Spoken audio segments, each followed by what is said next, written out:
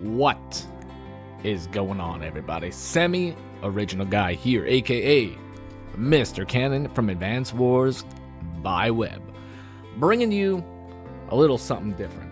So, I've had this idea in my mind for the last little while about having a reoccurring event where players from around the community battle it out in a single elimination competition to become what is known as King or Queen of the Hill. So in order to become the King or Queen of the Hill, you must first defeat a series of players and win a mini tournament. What up, Starbright? What up, Cutman? That's fine, you can mute the stream as soon as the match starts. That's perfectly alright.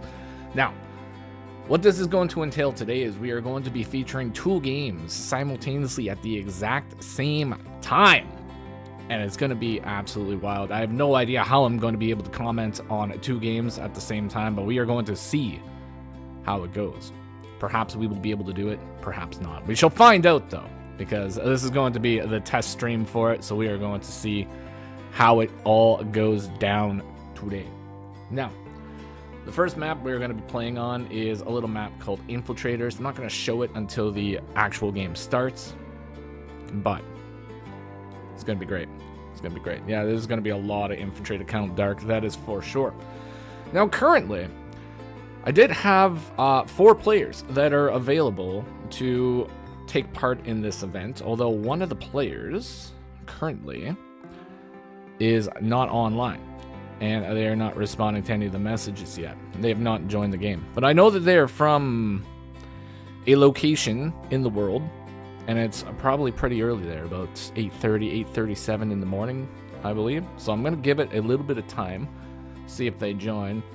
But if not, we may have to figure something out here, folks, because we can't just have 2 matches go on. We shall have to find out how it goes. Hey, Dark Raider. What up? Dark Raider, you're a gamer of sorts. Maybe you'll just have to jump in here. Maybe I'll have to force Dark Raider to join. No, I wouldn't do that to him. Anyways, if the 4th player doesn't join, perhaps I will just have to join and I'll fill the slot, and then I'll play and also commentate and partially probably lose my mind slightly at the exact same time. Put me in, coach. Dark, do you want to play?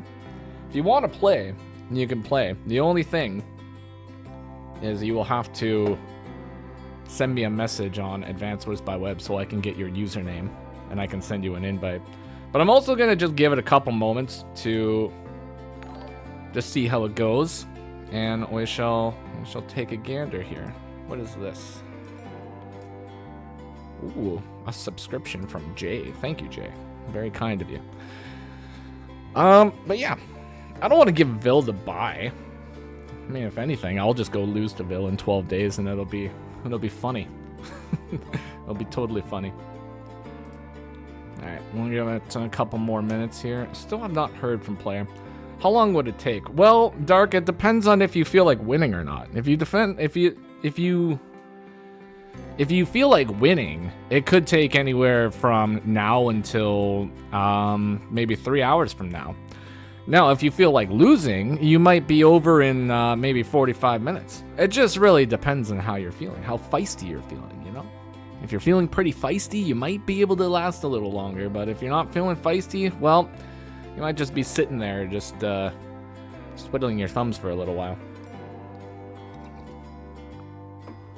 Me when I study the map to find out that I'm getting a bye, and then realizing I'm not getting a bye, and then now I'm studying the map.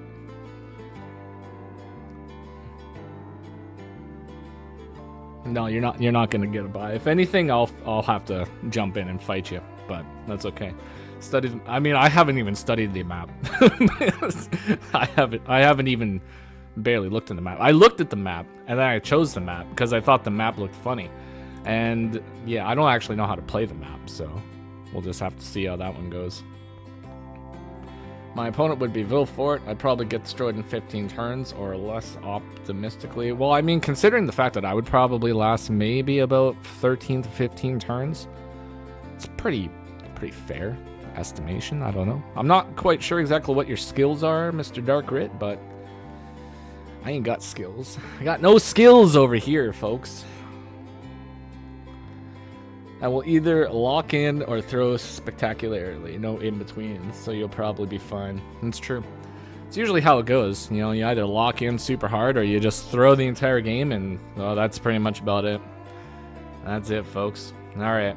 But if anybody does want to jump in and face Villefort in the first round and potentially go to the second round, depending on if you manage to defeat the legendary Villefort himself, then yeah, you can definitely do that. But aside from that, I think we're probably going to get started in about 4 minutes or so anyway, so if I don't get anybody jumping in here, I'll just jump in and just lose, and it'll be fine. It'll be good. But anyway, so how are you guys doing today? You guys having a good day? You enjoying yourselves? Currently, I live in northwestern Ontario, so I'm surrounded by forest fires, and it is incredibly smoky everywhere you go. So I'm not having, like, the greatest time, but I'm not having the worst time, you know? It's definitely worse in other locations around here, so I consider myself pretty lucky. And I'm drinking coffee at 11:41 in the evening, so you know it's going to be a good night at that point. Alrighty. So Dark Raider, you jumping in here? You know you want to. Seeing those forest fire pics made me think about the forest fires around New York with a giant Diablo 4 billboard. Yeah, you're not wrong about that, man. You're not wrong about that. I have like one picture that one of my buddies took because he just got a farm a little bit on the outskirts of where I'm at, probably about like, I don't know, 40-50 kilometers away from my city. He took a picture of his road out there, and it was just like pure dark orange sky, just absolutely like spooky looking. Not like the worst pictures I've seen, but it's pretty bad. Pretty bad. I hope his farm's gonna be okay. They just got goats, so I'm hoping they're gonna be good. We want the goats to be safe, folks. It's the number 3 priority in Advanced Foods by Web, is making sure you keep your goats safe.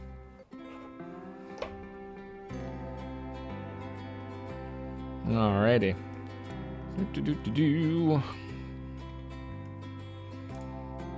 Any messages yet? No messages. Gonna look at the board. We got anybody on the board?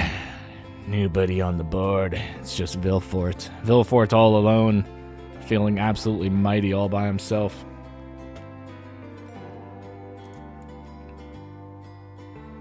I'd have to get out of bed. Ugh, that would be absolutely terrible, Dark. I absolutely don't blame you if you don't want to get out of bed. But it would be pretty funny. Anyways. Like I said, I'll give it about 2 more minutes here, and if nobody joins, then I'll just join it. And then I'll just attempt to do my best at commentating both games at the exact same time. It'll be very easy to commentate my own game because I have absolutely no idea what I'm doing. But the other game, though, that's an entirely different story because you never know what those... Actually, you know what? I'll probably just copy exactly what Funky Onion does. It'll just be 2 peas in a pod. I wouldn't mind having to play. I wouldn't mind having to play. In fact, I want to play because I actually study the map and want my efforts to not be in vain. Don't worry. You're gonna play. It's gonna play. We're gonna play here, folks. It's gonna be good. It's gonna be good.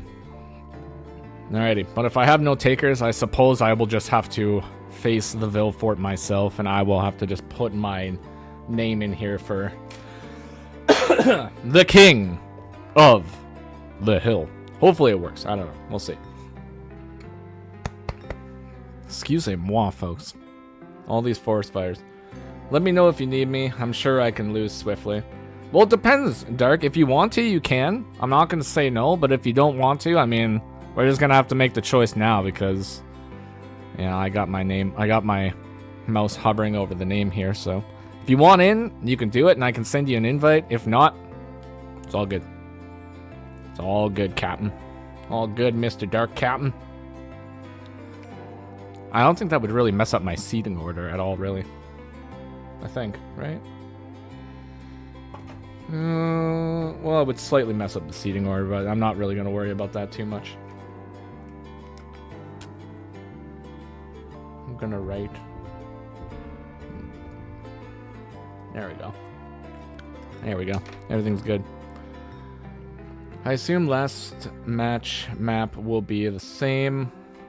No, actually, the final map is going to be a different map that I have not released. So there's going to be absolutely no prep for that one. Whoever wins is just going to have to take a look at this map. They might have about 45 seconds to come up with the greatest strategy of all time. And then they're just going to be thrown into it. And we're all going to laugh when they make mistakes. It's going to be great. Anyways, I'm going to laugh when people make mistakes. But anyways, everybody's mistake is like the best move that I could possibly make. So I got absolutely no worries about it. All right, Dark, if you want in, I will send you an invite. Just give me a hot second here. And I will get the link. And I'll ping you in Discord for it.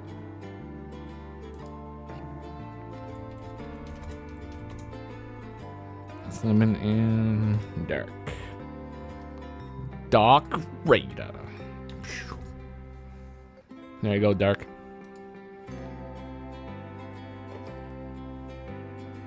And you know what? I'm absolutely thrilled about that because I was not looking forward to that at all. But I would do it.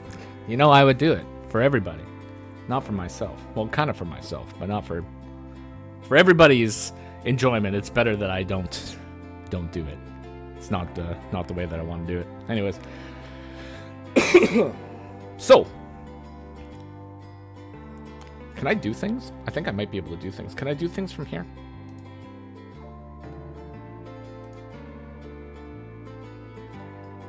Engage with your audience.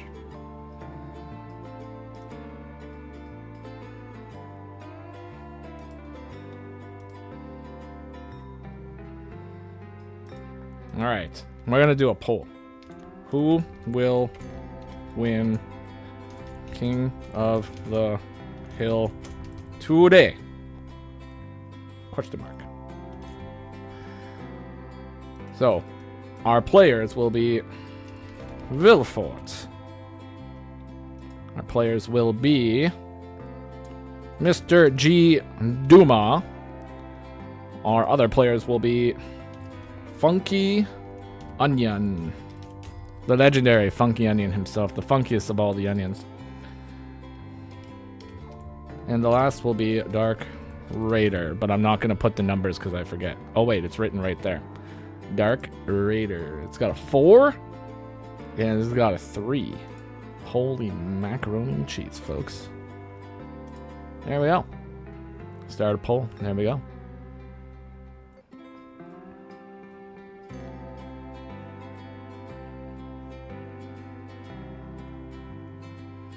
And who was supposed to face Vilfort? So the player that was supposed to face Vilfort was a player called Everybody Lies VN, I believe. Or Thin on... Was it Thin? I don't know. Anyways, Everybody Lies VN was his name. So, yeah. I'm assuming that he probably just slept in. So you know what? That's perfectly fine. People sleep in, is what it is. You know, you can't really do anything about it. So it's perfectly fine. But anyways, this should be a pretty good matchup at the end of the day anyways, so. Gonna bet on Vil. G Duma doesn't even bet on himself. Oh my god. I wouldn't bet on myself either, man. I'm pretty sure in the mock cup I didn't even bet on myself when I had my game, so. It's the good stuff right there.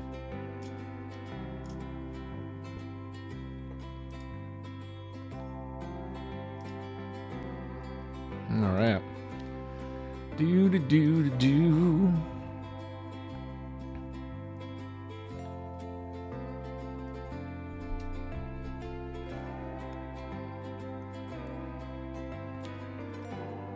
Also, we're just gonna check something here, folks. How's the music? Does the music sound okay to you guys? Now, the music is gonna be a little bit weird because I can't actually follow 2 games at the same time. So the music's really only going to be synced up to one of the games, but I don't really think that's going to be too much of a problem. In theory, it shouldn't be too much of a problem.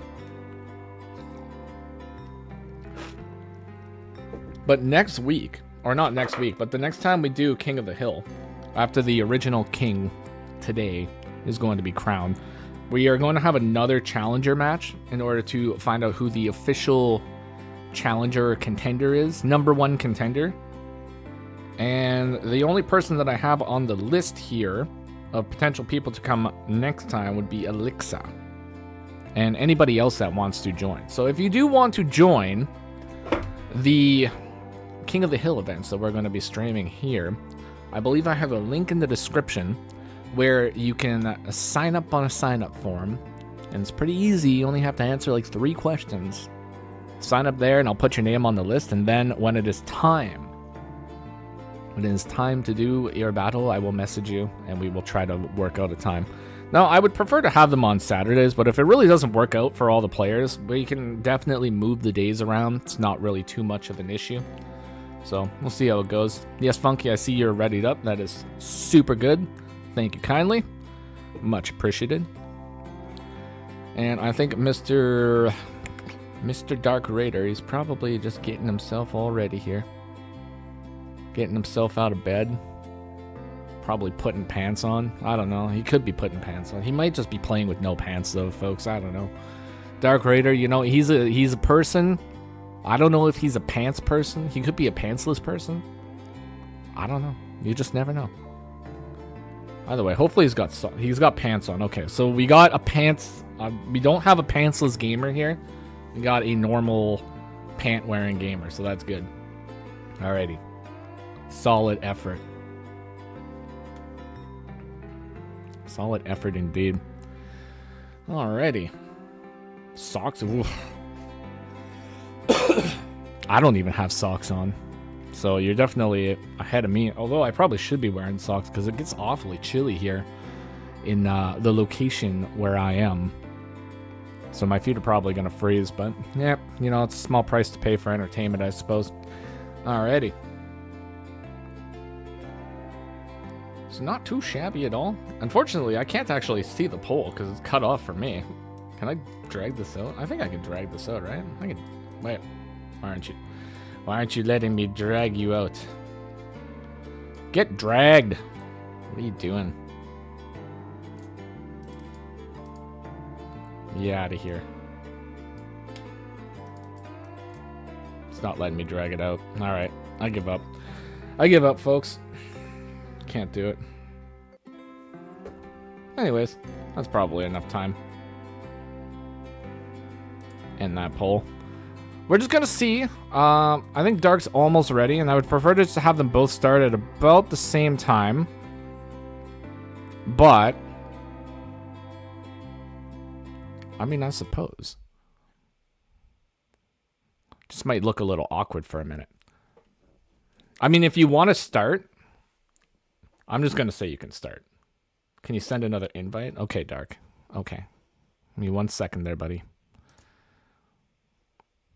Copy.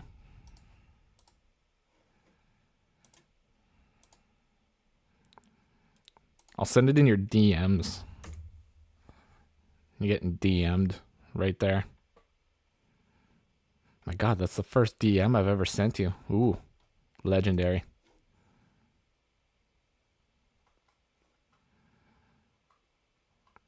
Oh, are you talking about in the game? Oh, okay. Hold on. Yes, I see what you're talking about. All right, hold on. It means I have to actually look you up. Ah! Oh my God. Okay. Dark. No. It's got 4? No.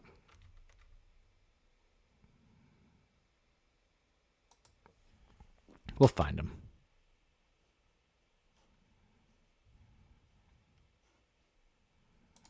Do.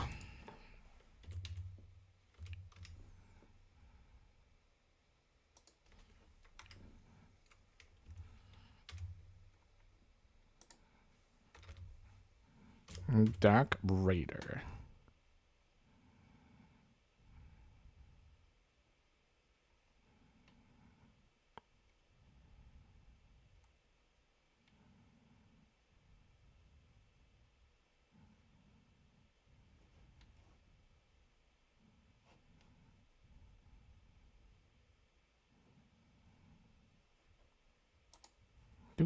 Do.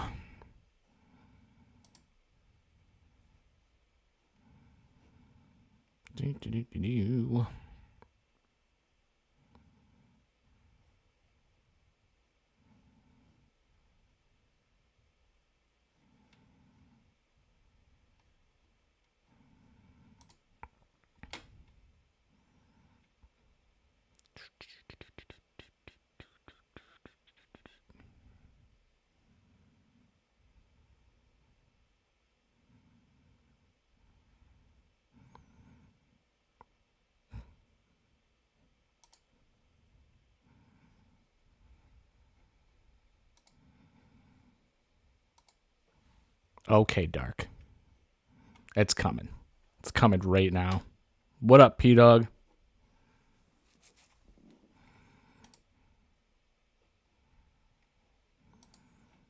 What the heck? Oh, Durr. Okay, it's going to be called Durr. There you go. Okay, should be there, Dark. Absolutely lovely. Absolutely lovely.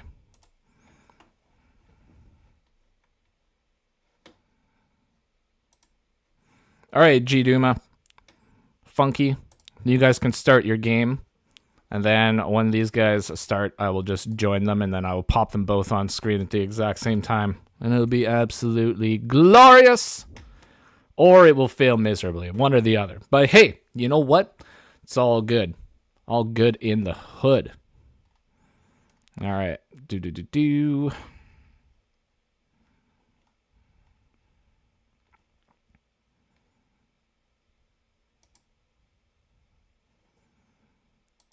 All right, we got one game right here. So we're going to grab this one, and we're going to put it in the slot.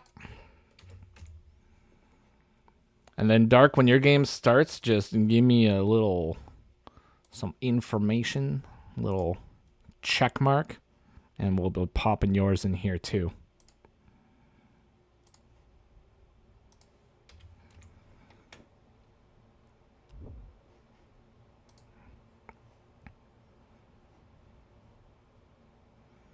Alrighty. Good luck indeed. Yeah, you guys can start whenever you want. So I'll just toss that in there.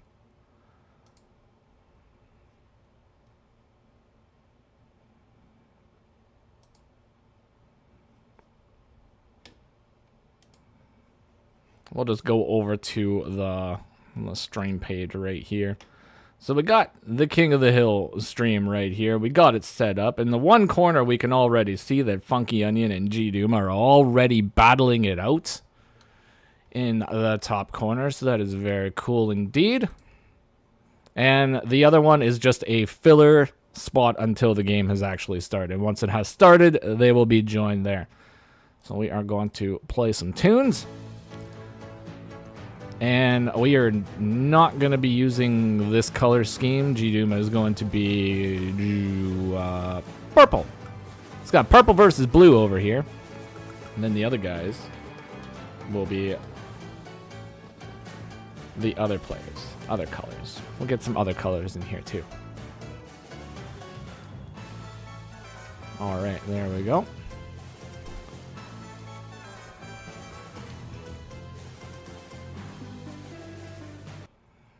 All right, so Dark Raider playing as the, what do you call that? The Black Hole Army, and Vilfort playing as Cobalt Ice. We're going to change Cobalt Ice to Orange Star. That's what we're going to get. All right. Just going to adjust this very delicately. Very delicately.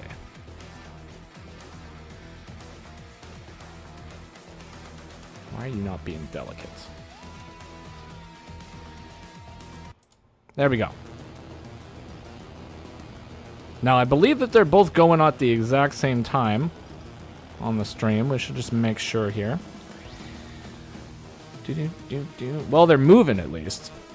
So Vilfort, it is his turn, and he's just not moving any infantry. Okay. So, on the other hand here, day 5 already from Funky Onion and G Duma. And G Duma's got the first tank of the game over here. Very interesting. Sending it over to the eastern corner of the map, possibly to deny some comm tower and some massive income over there. Very interesting indeed. Yeah, Penguins and the Blobs are not a good mix. Not a good mix indeed. And Vilfort is definitely losing out on some time here. Hopefully he knows that the match has started, because he is, yeah, losing some time here. So we are just going to maybe just send him a ping on the old Discord. And just making sure that he knows that he is actually currently playing at the very moment. Your turn. There we go. Good enough. I've done my due diligence, and we shall see how it goes. Alrighty though. Now, I picked this map because there was a carrier, and I thought the carrier was pretty funny. So I don't really know exactly how the carrier is going to be used. It can't actually really do anything, but you do need to destroy the carrier in order to get some viability. So it should be kind of interesting. Should be interesting indeed. Although, like I said, Mr. Vilfort, though, he's losing out on time, which is really not great. Really not great. So hopefully he realizes what's going on. Unless I just, like, do I have to, like, refresh here? No, I just need to refresh because he is actually playing the game. All right, that makes sense. Cool. Very nice. Very nice indeed. Those carriers just there to stop the side airports from being broken. Yes, that's basically it. So, very cool. Very cool indeed. Anyways, I thought this was a pretty cool map. So, I'm excited to see how it goes. Dark Raider versus Vilfort, Funky Onion versus G Duma, and it is going to get absolutely blasty in here very, very shortly.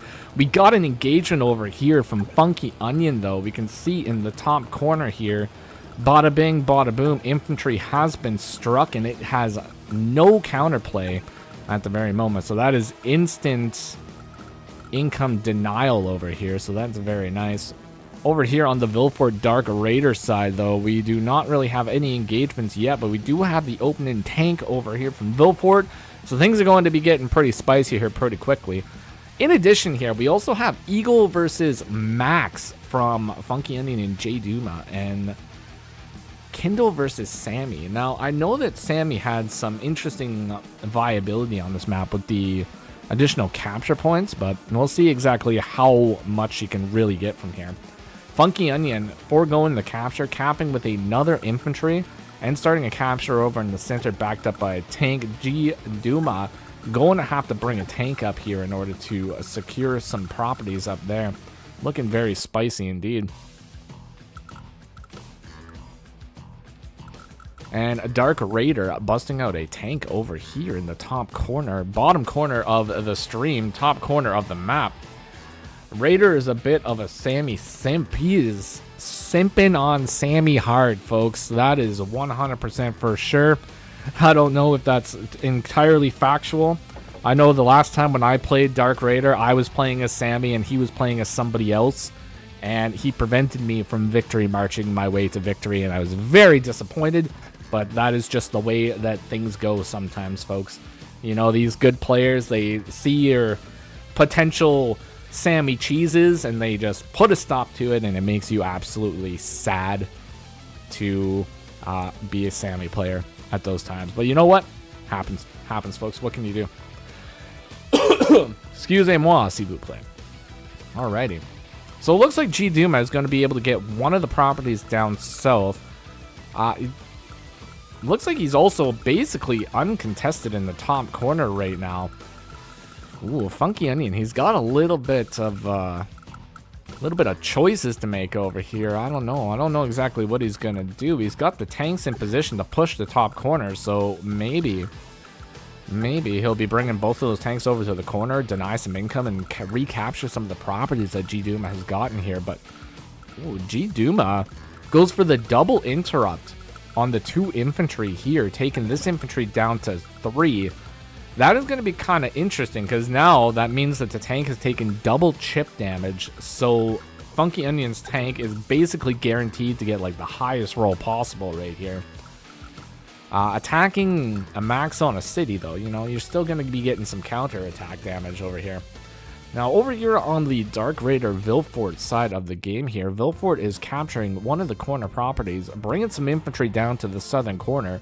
Well, Dark Raider is reinforcing the top corner with a tank right now, completely, basically just ignoring the middle, more or less, and going for those the corner denial over here, which I think is actually a pretty decent move. You know, there's a lot of income to be had in the corner.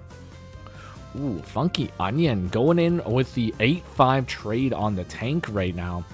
Very strong indeed. Hopefully that plays out for him very well here. But G Duma, you know, this man's a very strong player. You never know what this man is going to throw at you. That is for sure.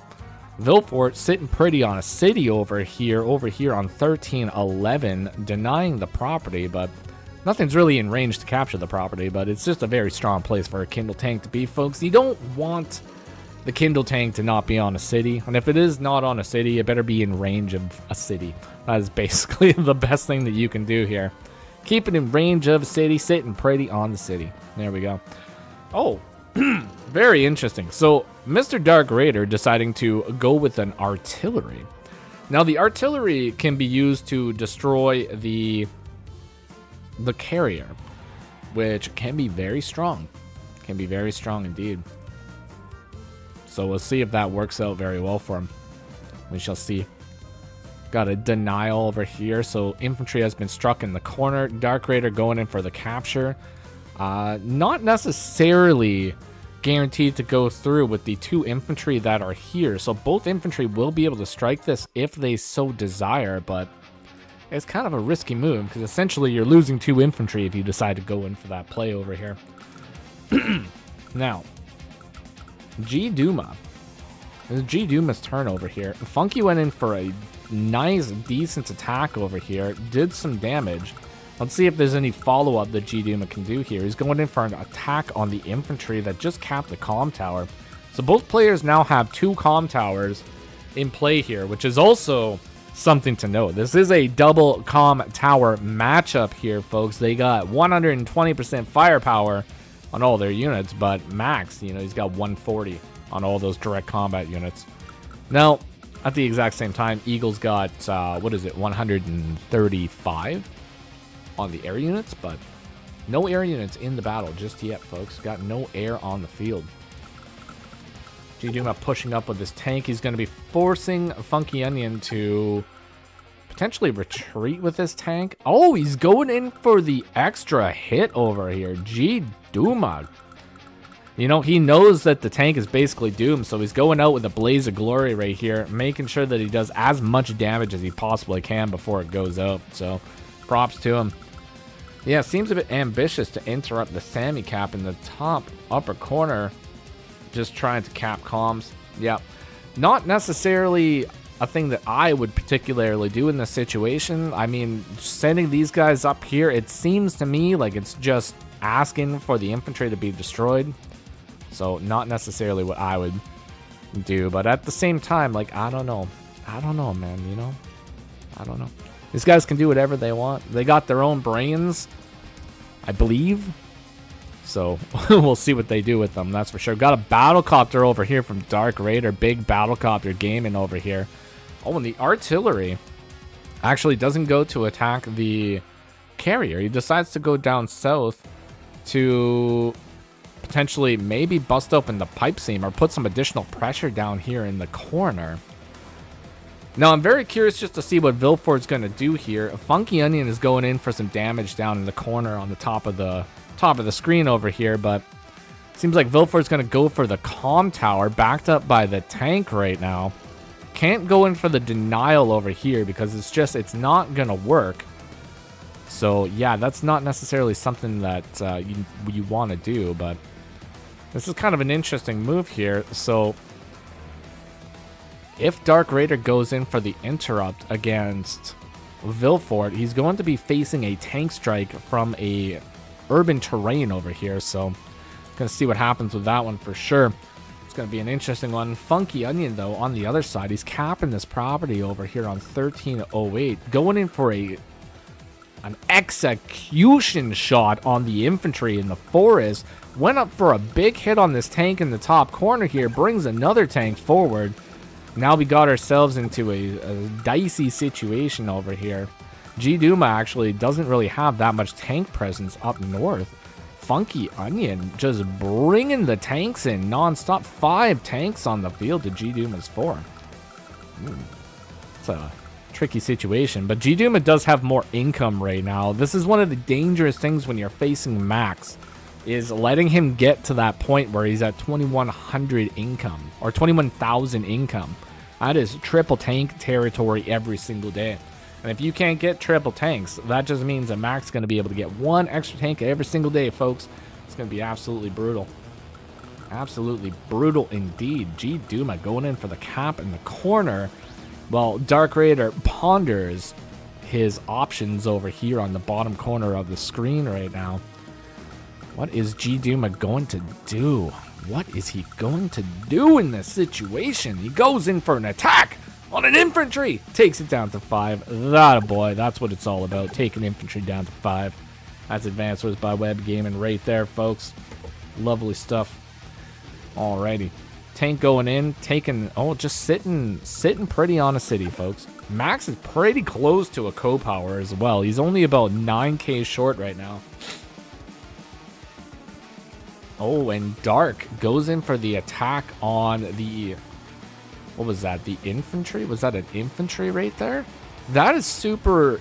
That's a gambit right there, folks, because that offers a direct attack from a tank on a road.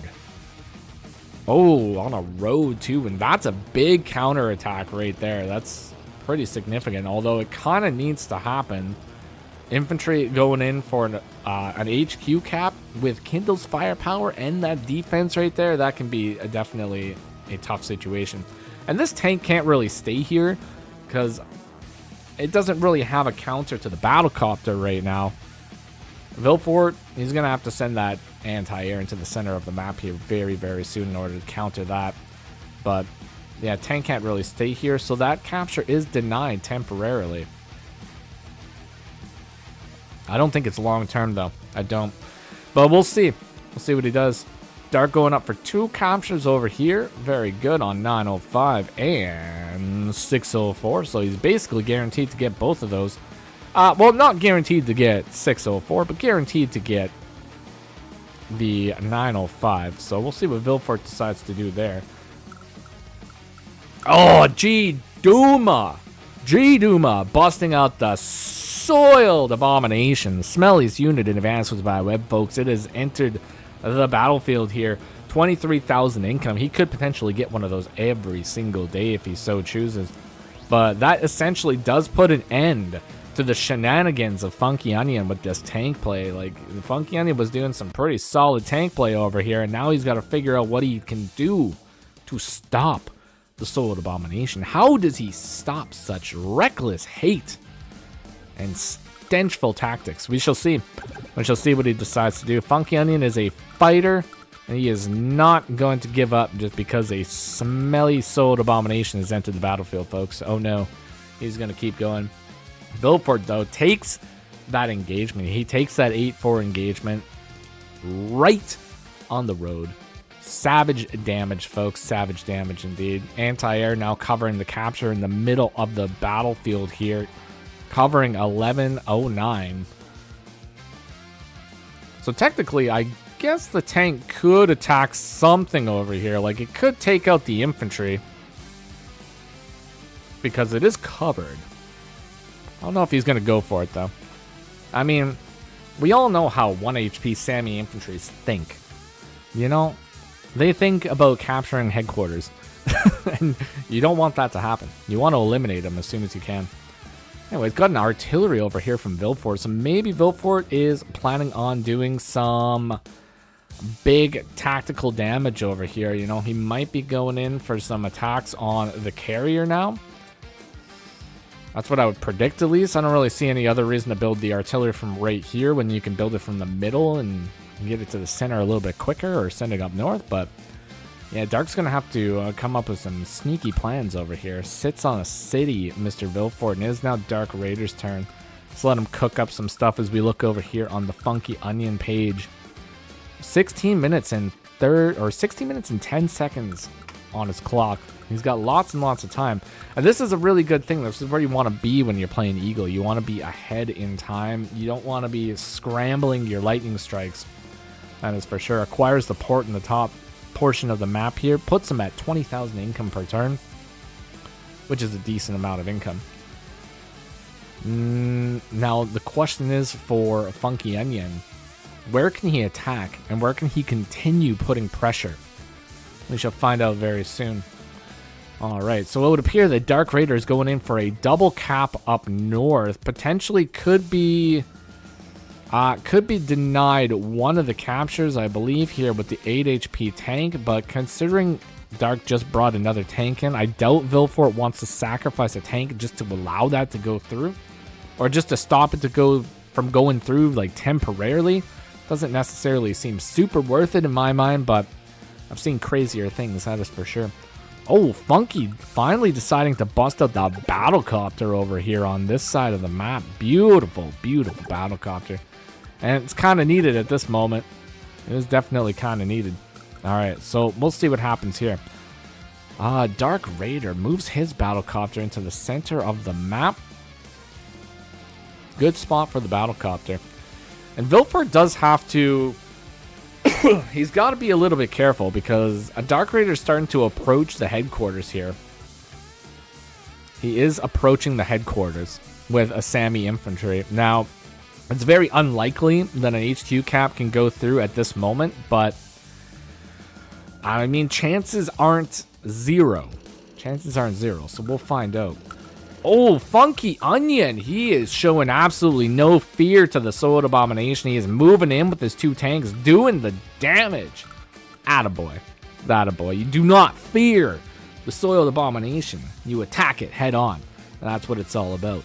What it's not all about is spilling coffee on your hand while you're streaming. That's not what it's all about, but sometimes that is what happens. All right. Anyways. So I'm noticing something here. Notice my head is like half not here, so we're gonna just do this.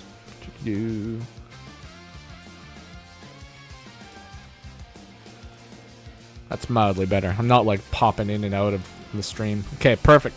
All right, folks. Scannery, welcome to the stream. Mr. Scandalous himself over here. All right, so G Duma takes quite a walloping over here, but gets the denial of the city, sends the Soiled Abomination in, and now is toying with the idea of having a max force here. He's got the max force ready.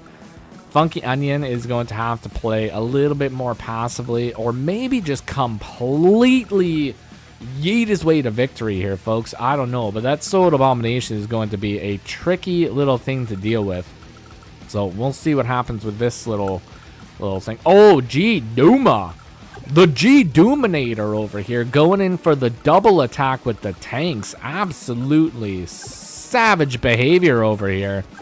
Very interesting. Now, this is actually kind of... Wait, 1, 2, 3, 4, 5, 6, 7.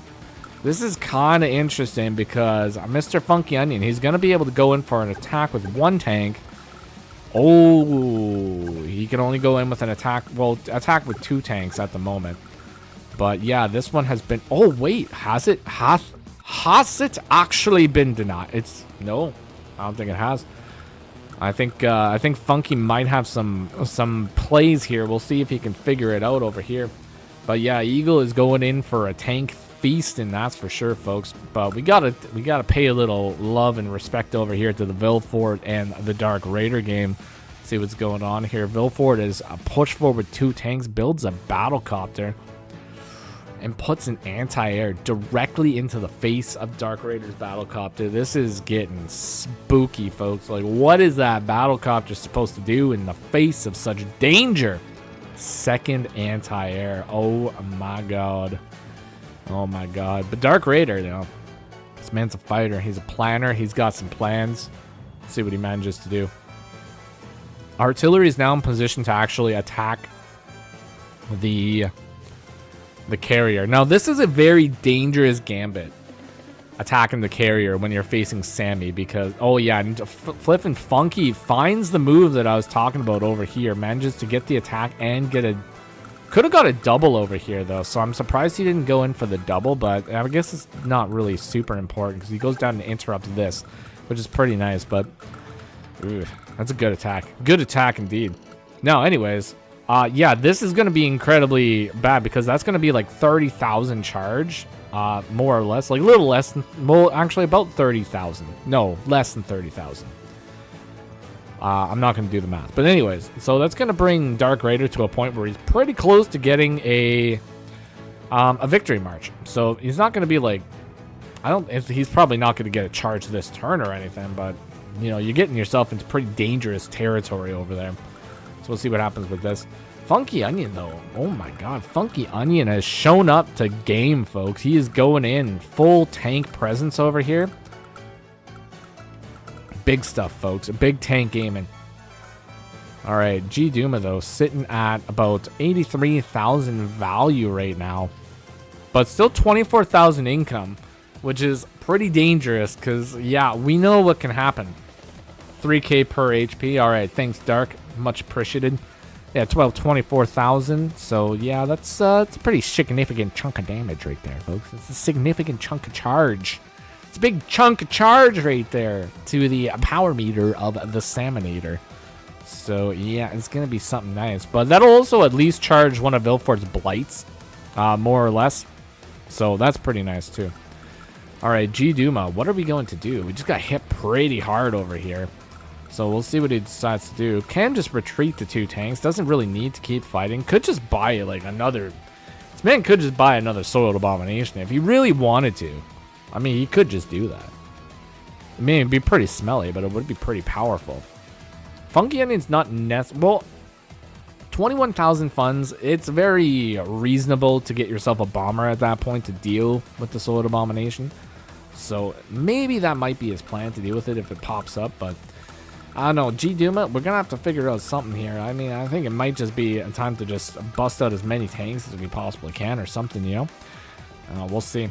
Dark Raider going for a flip over here. It's also 22-22 on the scoreboard over here, but Dark Raider does have a comm tower. He's got an extra comm tower at the moment, so it's looking pretty good firepower-wise for him, even with Sammy's negative firepower, so see what happens here.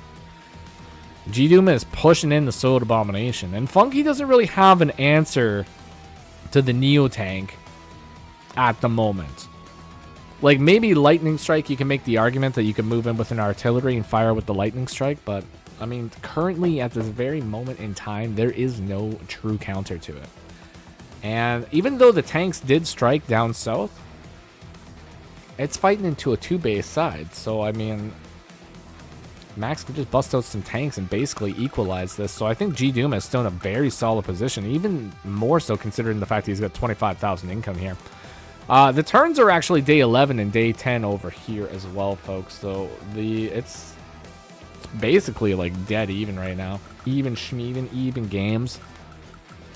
Ooh, Dark Raider going for this flip right here. Battlecopter in the center, or then down here. Battlecopter up here. Can this Battlecopter get got, though? Could it get got? 1, 2, 3, 4, 5, 6. The only way this copter is getting got is if 2 infantry are essentially deleted out of the battlefield here. And it might be possible. Might be possible. Maybe with some fancy tank infantry, schminfantry work over here. 1, 2, 3, 4, 5, 6. Yeah, it could be possible. We'll see.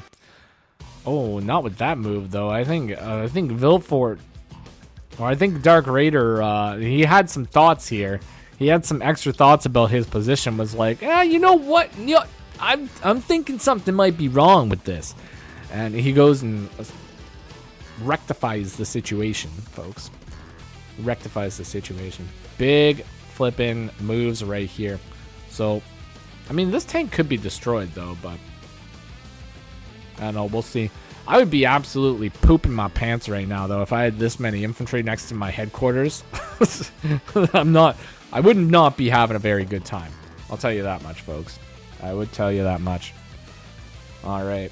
Now, it's looking pretty good for Dark. You know, he's not having too bad of a time right here. He's doing a lot of good damage, moving the infantry forward. More or less, the army values are technically about even at this point. We'll see if Vilfort can manage to... see what he manages to do with the counterplay over here. But this corner is looking pretty secure for Dark Raider. And this corner might fall to Vilfort actually pretty soon. If he decides to push in these tanks over here and keep the battle comp, the reinforcements going, I don't really see this push going too much farther. But this push is very dangerous to the headquarters. I'll tell you that much. All right, Funky Onion. It's got 23,500 funds in the bank today. Moves the tanks forward. Has a nice little opening here to potentially capture a property. Could be getting a flip of a property here very soon. Going for a capture in the center over here. 1311. Not looking too bad. G Duma, though, he's threatening that super co-power right now.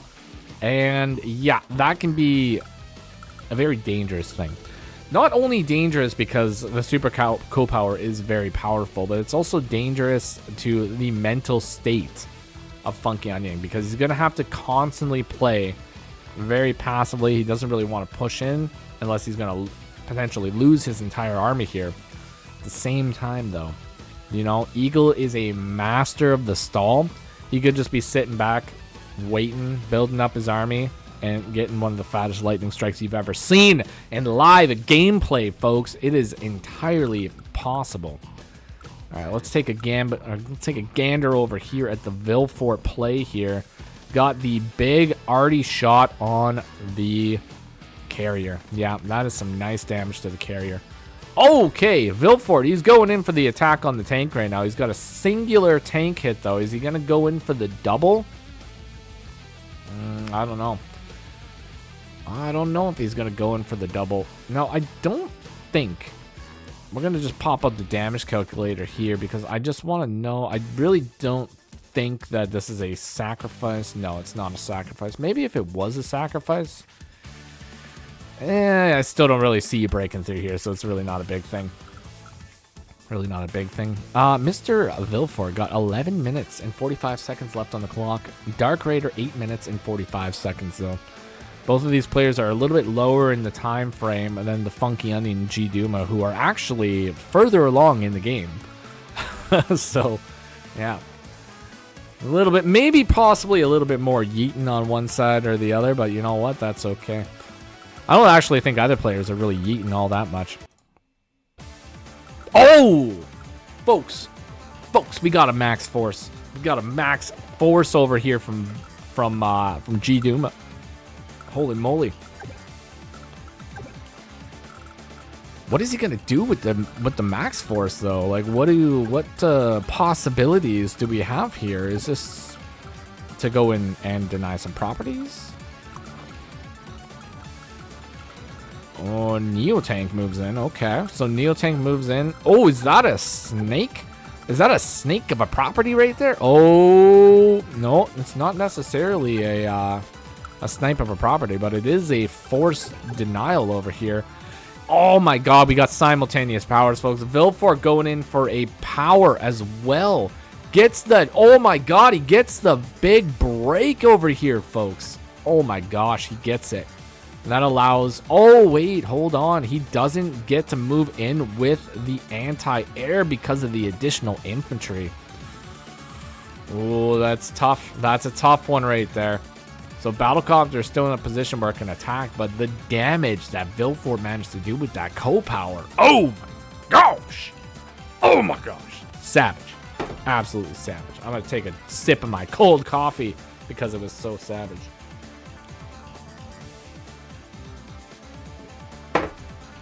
Absolute savage gameplay.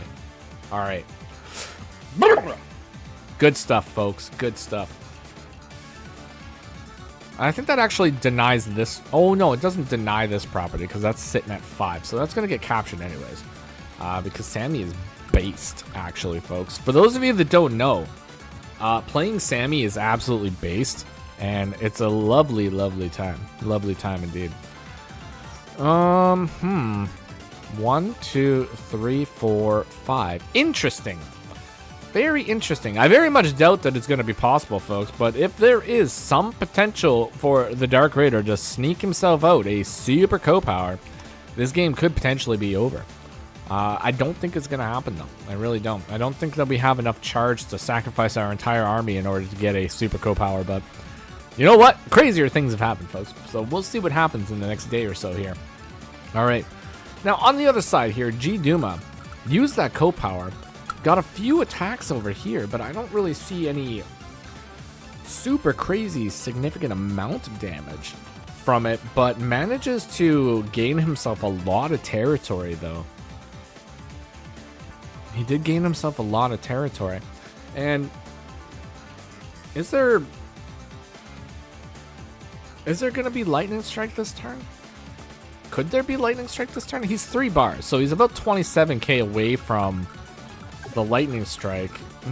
I don't think there's gonna be a Lightning Strike without some like significant sacking of the army, so we'll see. Yeah, you would have to clear the 8 HP infantry on the mount and 6 HP infantry on the HQ2. Pretty rough. Yeah, see, that's basically the thing, right? So you could sacrifice these units over here, but it's gonna equal up nowhere near this, and then you have nothing to actually sacrifice or attack this with, right? So it's not a move that's actually going to work out for you, so it's not something that you would want to do.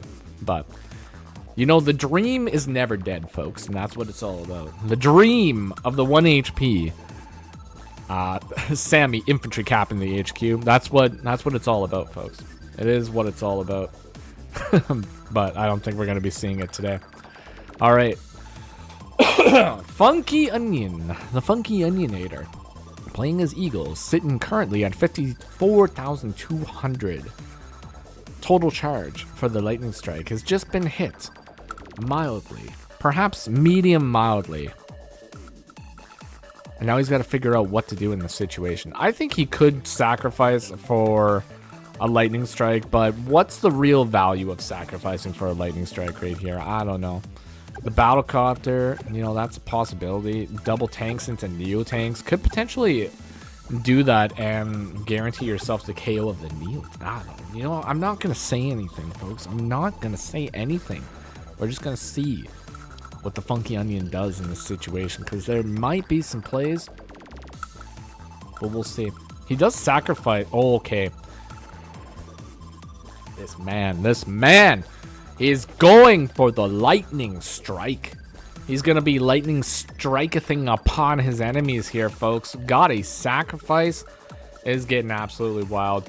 At the exact same time, Dark Raider doing a pullback technique, getting his reinforcements over here and going in for an attack with the 9 HP tank. His position is looking sound and solid for the time being. We'll see if Vilfor can find some way to push up and punish this position, but it's looking okay.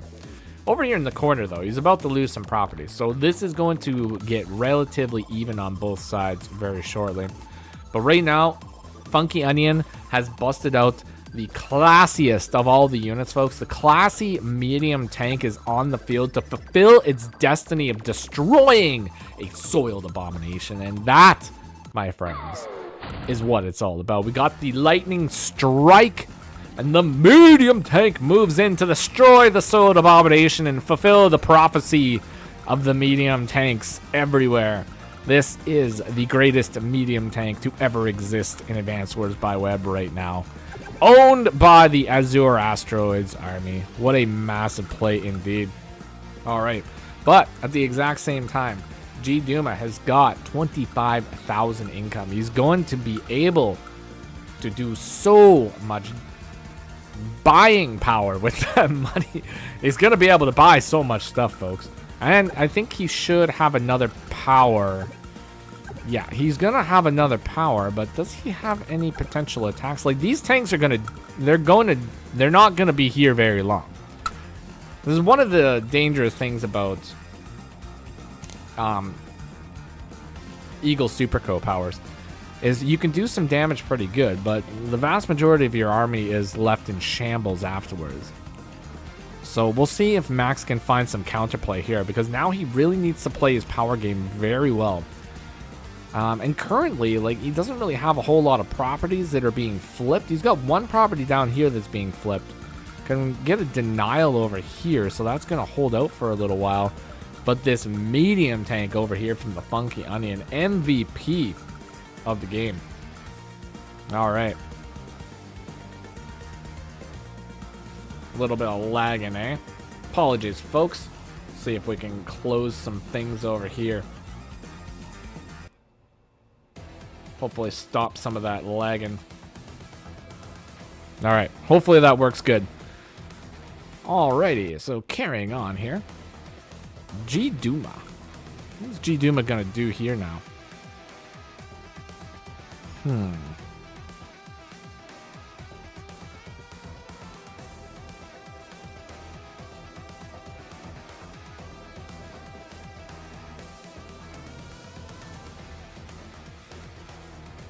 Okay. Hopefully that's not too bad. Now, once we go back to one game, it'll probably be pretty good. But anyways, so got a little sacrifice of the infantry. G Duma going in for another power. Okay. So the Max. The Max is going in for it. What is he going to get? He's going to get a 6 HP tank taken out. Technically, right now, the anti-airs could do some damage to the tanks as well. So that's really not too bad. So we'll see what happens with that. Ooh, on the flip side, though, Dark Raider, super close to the Sammy Co-Power. He's super close to the Super Sammy Co-Power. Does have a 2 HP infantry in range of the HQ, which just got destroyed. So that dream is over. 24 units left, 65,000 value. Does have the Victory March potential of capping a couple properties, though. Like, ooh. Could be half decent over here. 8 minutes and 30 seconds left on the clock for Vilfort, though. 26 units to 24. It's looking pretty good for him. G Duma, with his co-power, manages to strike down 2 infantry over here. Does actually take the shot with the anti-air against one of the tanks. So probably going to be busting out another tank down south without a doubt. We shall see what happens with that one. But yeah, things are looking pretty half decent over here. Ooh. Another tank move over here from Vilfort. Another infantry moving up. The Vilfort position right now in the center is looking super strong. He's got many vehicles. He's got 2 anti-air to prevent the push of battlecopters. At least 1 tank. And a 4 HP tank coming in too. So that's like, not like super significant, but you know, it's going to be a little additional damage over here. G Duma. 9 minutes and 50. These, okay, G Duma and Funky Onion playing super fast. Like, you got to give these men props. These guys are going super fast here. What is Funky Onion going to do now, though? G Duma uses his power and pushes pretty far.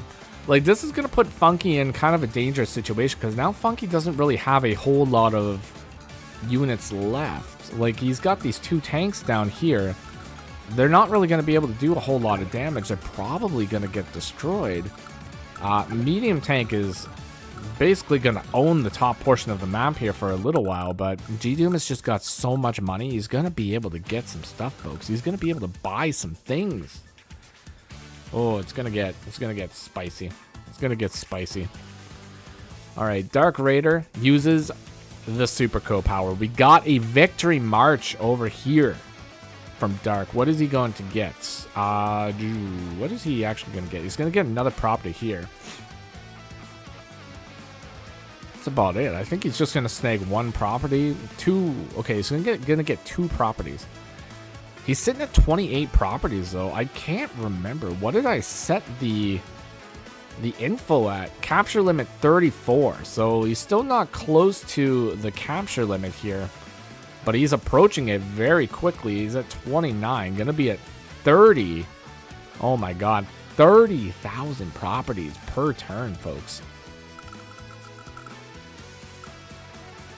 It's going to get big. It's going to get big.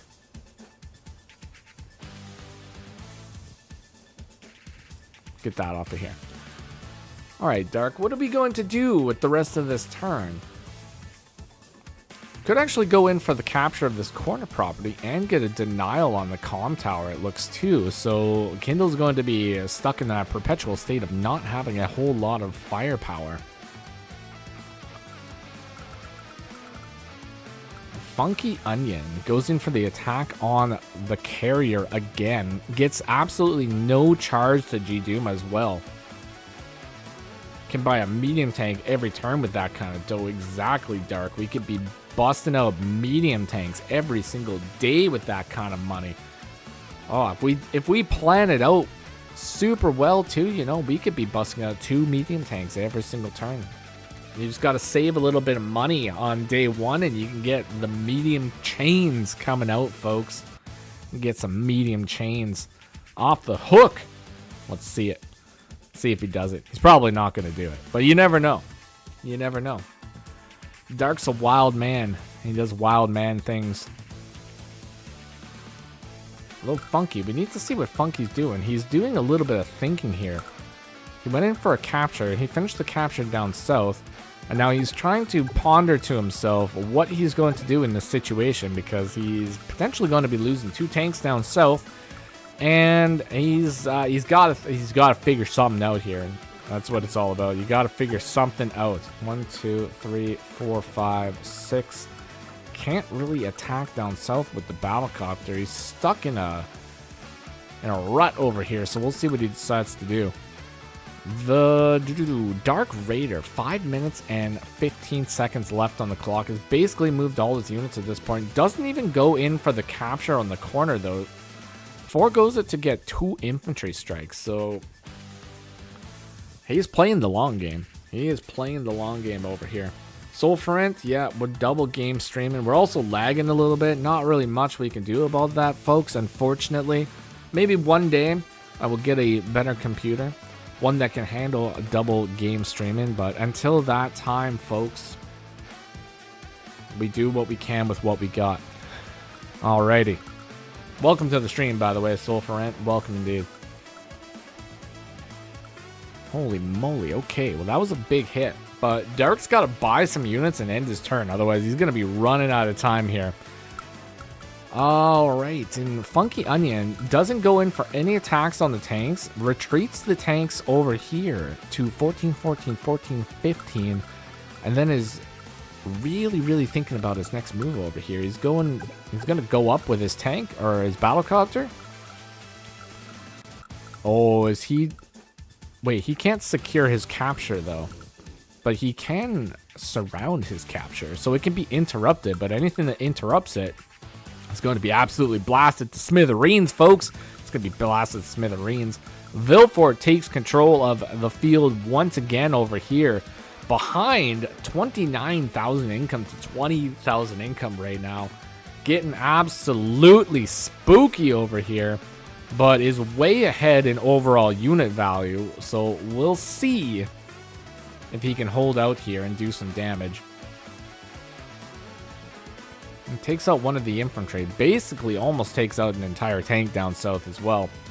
And also, we do have to keep in mind here, folks, that the carrier is in play. So tactically, these values are not necessarily super accurate to the overall army value. I would say Dark Raider is actually technically a little bit ahead when it comes to army value, I suppose, but not so much anymore now that the Blight has entered the battlefield.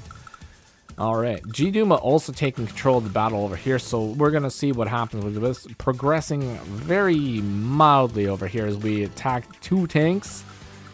Yeah, those were some... Oh, those are big hits. Those are big hits, too. Alright, Vilfort going in for the capture of the comm tower. Is it going to go through this time, folks? Are we finally going to see Vilfort fulfill his destiny and become the double comm tower man that he so wants to be? We shall find out very soon, folks. Yeah, if Raider can hold for a few turns, those tech ups are going to be quite damaging. That is where it's at, folks. Dark Raider is going to have to push this money advantage and get some big flipping units on the field. He's got to get the biggest units he can possibly get on the field. If this man purchases the Sword Abomination, so be it, folks. So be it. There's nothing that we can do about that. He's just going to be getting them on the field. You got to do what you need to do to survive. Just remember, folks, that if you do have to use the Soiled Abominations and purchase the Soiled Stink Balls to get yourself some high quality soap in order to wash that stink away. That is all you need, folks. Alright, G Duma, 9 minutes and 50 seconds on the clock. Shifts his army over here. Got the nice little T position over here. The triangular position looking very strong. Gets the denial of the city up here, but that is a short-term solution to a long-term problem right there, because that is going to get flipped, and there is nothing you can do about it. Well, it's not getting flipped. It's getting captured. There's nothing you can do about it. Because, yeah, this is, that's an artillery, and it's looking directly at your infantry. But G Duma is going to be requiring some soap here, folks, because he's busted out another Soiled Abomination. Can the medium tank fulfill the double prophecy and get a double Neo tank elimination? That would absolutely be lovely, folks, but we shall see what actually happens here.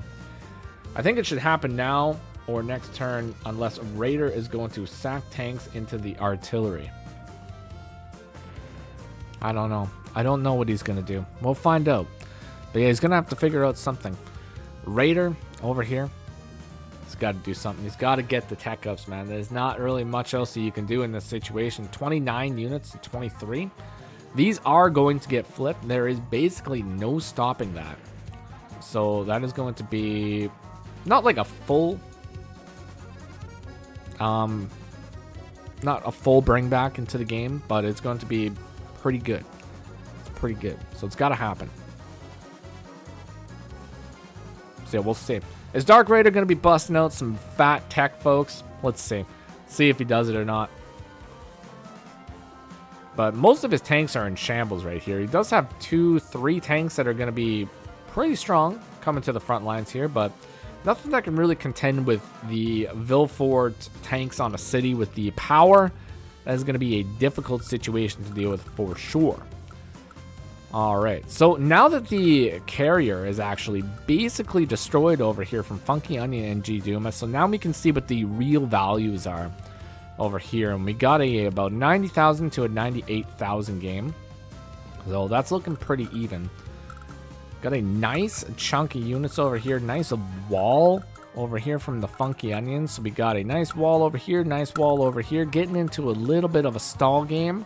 So we're going to have to figure out something in order to get some properties. But this is the one property that Funky Onion needs in order to sort of level this game out. The other thing that we have to keep in mind here, folks, too, is the corner of the map. So we have the comm tower and we have the 2 properties in the corner. So either player will be able to purchase a transport unit and get themselves over to that corner. I believe one of the players here, Vilfort, has already thought of that and has busted out the transport copter, infantry in position. He's going to be capturing those properties, folks. He's going to be getting them. And he's going to be getting them soon. So you got to watch out for it. Dark Raider, he's going to have to figure out a way in order to get himself over here as well. I don't exactly know what he's going to do, but he's going to have to do something. Because losing these properties and the comm tower can be very bad. It will be very bad, potentially. Alrighty. Nice little push over here from Dark, though. Does have a little bit of counterplay for sure, but we got a tank right here. This push is entirely to grab this city, though. That's really the main goal here, is to make sure that Dark gets the city. Technically, I think it can be interrupted with the the anti-air. So we'll see if that happens. I can see it probably happening, but we'll see. All right, so G Duma sitting at 24 units to the 32 units of Funky Onion. And it is his turn. He destroys the carrier and he busts out the transport copter. So we are getting ourselves into a transport copter game right now. So we'll see. We'll see who manages to capture the corners first. Now, Funky is in a position where he can start immediately attacking these guys here. I guess G-Duma is in that position too, but it will take Funky Onion a little bit longer to clear the infantry. But he also doesn't have a transport copter ready to go into the corner, so yeah, we'll see what happens with that one. Decent push indeed, folks. Mr. Dark Raider pushing in here. Got a nice attack on the center. Now, in addition to this, he's also got an infantry in position right now to start a capture on the headquarters. So we might be seeing a potential HQ surround. Now, an HQ surround would be pretty good here because you have the additional mountains here. So as long as you can block some territory, we might be seeing an endgame push right here. It is definitely a possibility, folks. We shall see very soon. Vilfort, he's got some decisions to make here. He's got some plays to make, so we'll see what he decides to do here. He does have the infantry in the corner right now to start capping some properties. The question is, which properties do you cap first in this situation? Now, do you cap the comm tower so that Sammy doesn't have the firepower in order to break your walls? Or do you start capping the properties and stop Dark Raider from having that massive income lead? Gonna have to think about this real hard, folks, because it is going down very, very soon. There's a fly flying around me, and it's absolutely annoying. I hope that it stubs its toe on the stairs every single day.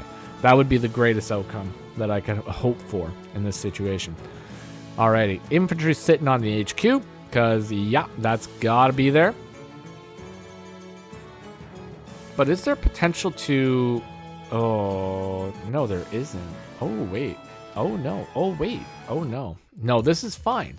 Actually, this is great for Vilfort. I don't believe that there's actually any way to get to the headquarters from this situation, or from this position, so this is looking okay. Alright, so Funky Onion, he's got the lightning drive charged up right now, folks. I don't think that we have a lightning drive gamer here, though. I think this is a purely lightning strike gamer, so we're not going to be seeing any lightning drives here. Big push over here from G-Duma in the corner. Big push indeed. Funky Onion attacks the mech. He attacks the mechanized infantry. And that's going to siphon a little bit of money away from G-Duma as well, preventing him from getting that 24,000 income this turn. So, and he's also got lots of other units on cities, at least 2 that are getting repairs here. So his income is going to take a pretty big hit. He's probably going to be sitting around like 20,000 income next turn. But it's going to be very sad. It's very sad indeed. It's not the kind of income that you want, but it's the kind of income that we got here, folks. Alright, if Funky Onion actually caps this corner property down here too on 1914, that will put him in the driver's seat of this battle because he will be ahead in income 25 to 24. I almost got him. And yeah, that's not bad. That's not bad. That's going to force G-Duma to have to respond. He's going to have to make something happen at that point. But what will he do? What will he do? I'm pretty sure that this tank can destroy this infantry on the city, and this battlecopter is doomed. So that might be a little bit dangerous. I don't know if Funky Onion has thought about this, because this is going to be at 10 HP next turn. And yeah, that's a pretty big hit. That's 105% damage minimum over here. It's going to be big. It's going to be big. I don't know if he's going to go in for it, though. Alright, Dark Raider bursts out the Sword Abomination. He's got the Smelly Boy on the field, folks. Smell this unit in Advance Wars by Web. And he has to figure out some way to navigate this so that he can win. Is he the kind of guy that wants to win, or is he the kind of guy that just wants to have a good time? We'll find out. We'll find out indeed, folks. Alrighty. Yeah, Funky's got a nice little wall over here. I don't know if G-Duma is going to go in and destroy the battlecopter, but the battlecopter is a pretty big threat. But at the same time, you destroy the battlecopter, and you lose the tank and the anti-air. And then there's lots of infantry to wall off to prevent these tanks from coming in, so I just don't know.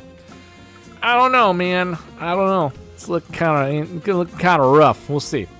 See what happens. All right, Dark Raider going in for the attack over here. Manages to take this infantry all the way down to 1 and then takes it out with the one-on-one gambit over here. He manages to do it, folks.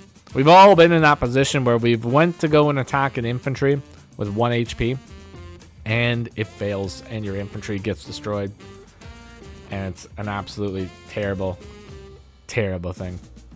Terrible thing indeed. Yeah, G-Duma definitely has probably seen that. He's probably just weighing his options and wondering if it's even worth it to go in for a move like that. But yeah, these guys, mind you, it's very important to note that basically everybody that's gaming here today, they're all, I believe, like well over, I think like the minimum person is like a 1200 in the official ratings here. So a lot of these players are even higher.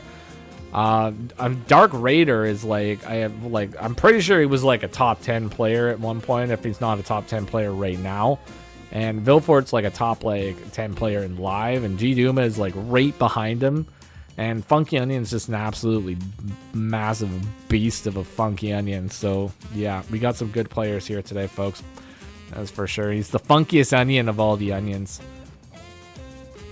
And Dark Raider is going in for a huge flipping gamble right here. He's putting the entire army directly in the face of Vilfort and just inviting Vilfort in for a brawl.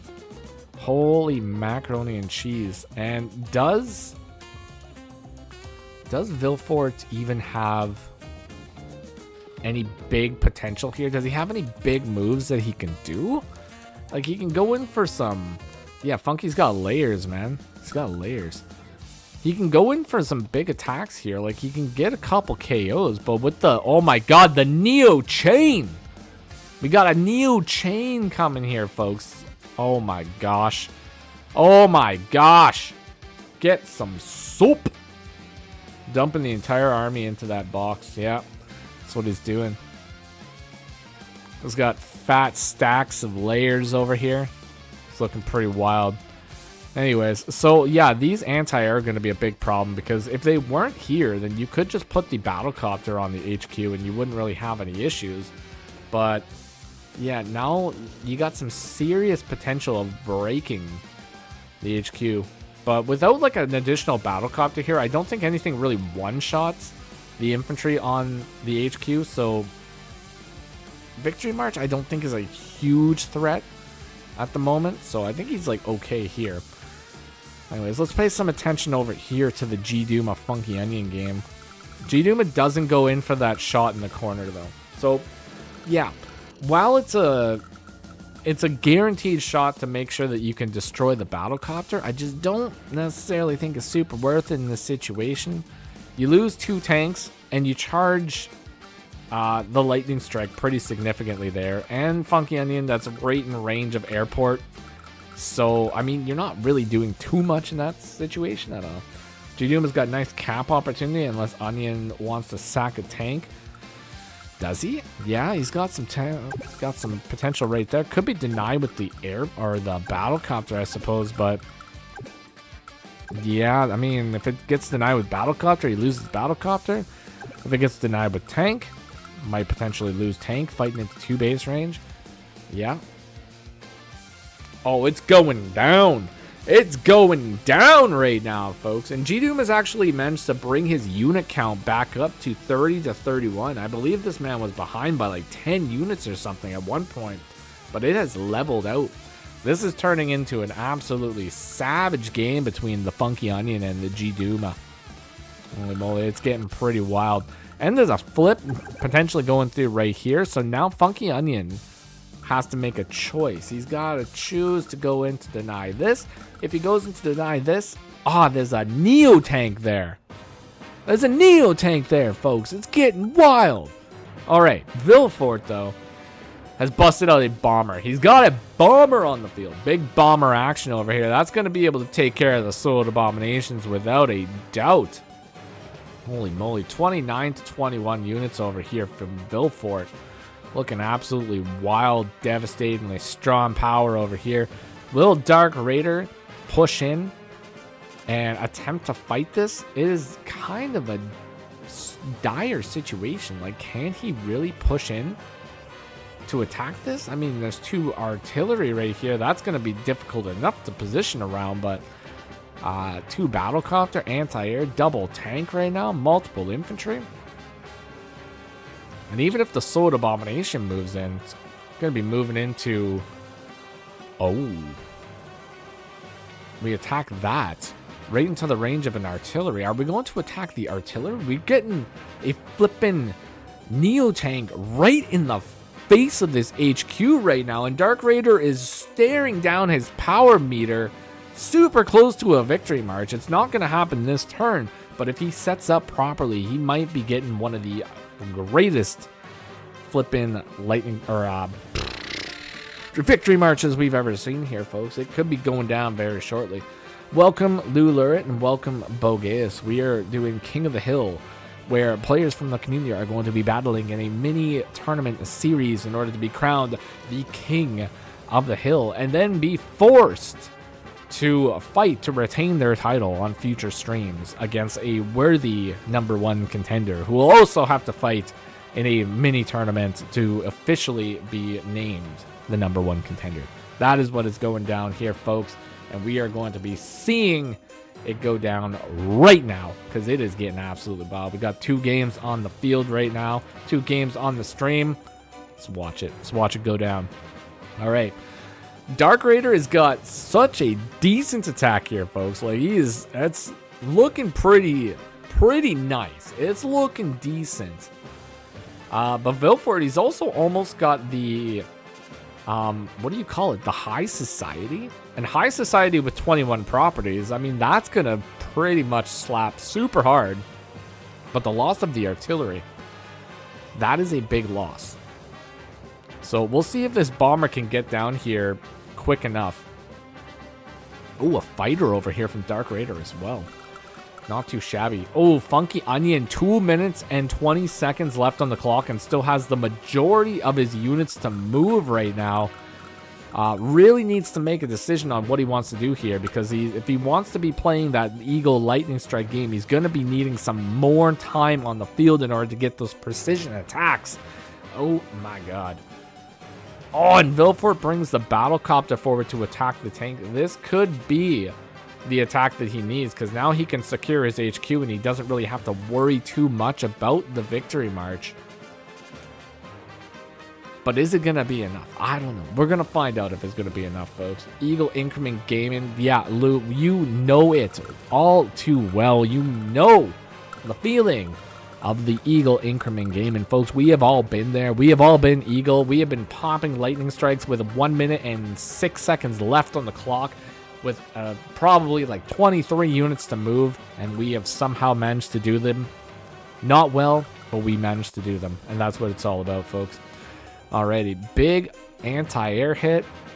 Now, the one big danger here is definitely the 7 HP infantry and the 3 HP infantry right here, because if they are left alive, there could potentially be some very, very dangerous situations here. Even the 5 HP infantry right now is in range of the headquarters, so if there is some way to dislodge this infantry, we could be seeing a victory march. And it might... Ooh, that was so needed.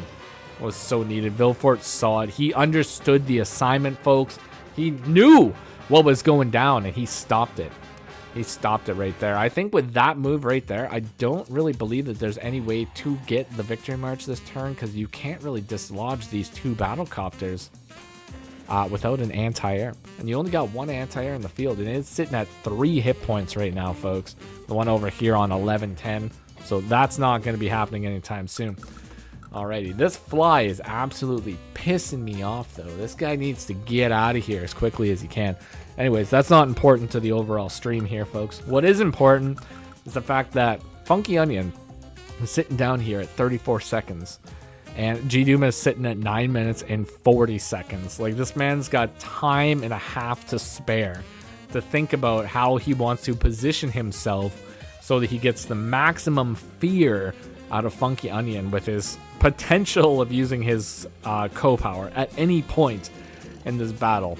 But Funky has busted out the bomber, folks, the classy boy of the sky. So now we have 2 bombers in 2 different games, and they both have different objectives, but their goals remain the same, and that is to secure victory for their respective person in this battle. So we'll see here. Now, keep in mind, the capture limit here is 34. So if there is some potential that Dark Raider can capture enough properties, he could potentially win by capture limit, but I don't really know if he can get it. We'll see. We'll see what he decides to do here. He's got 2 minutes and 30 seconds on the clock here to make the biggest decisions of his entire day, and we shall see what he decides to do with that information. All right, G Duma has busted out a power, though. He's not even going to be waiting. He's not going to be playing the waiting game. He is playing the let's go in and flip and destroy the Funky Onion game. And this is a play. This is a gambit. Well, not necessarily gambit, but this is a big strategy that some people can do against Eagle, because when Eagle is really low on time, if you just pop a power and just move in there and just start slamming his units, that's basically going to rattle the brain of an Eagle player to the point where he can't really think about what he's going to do with his lightning strike, because he's got so many things to attack and so little time to do it. So we'll see. That fly is definitely stinky, bogus. It's like he needs some high quality soap in a spray bottle, and he needs to be sprayed instantly. But I don't have a spray bottle here, so I can't do it. But anyways, it's not super important. It's fine.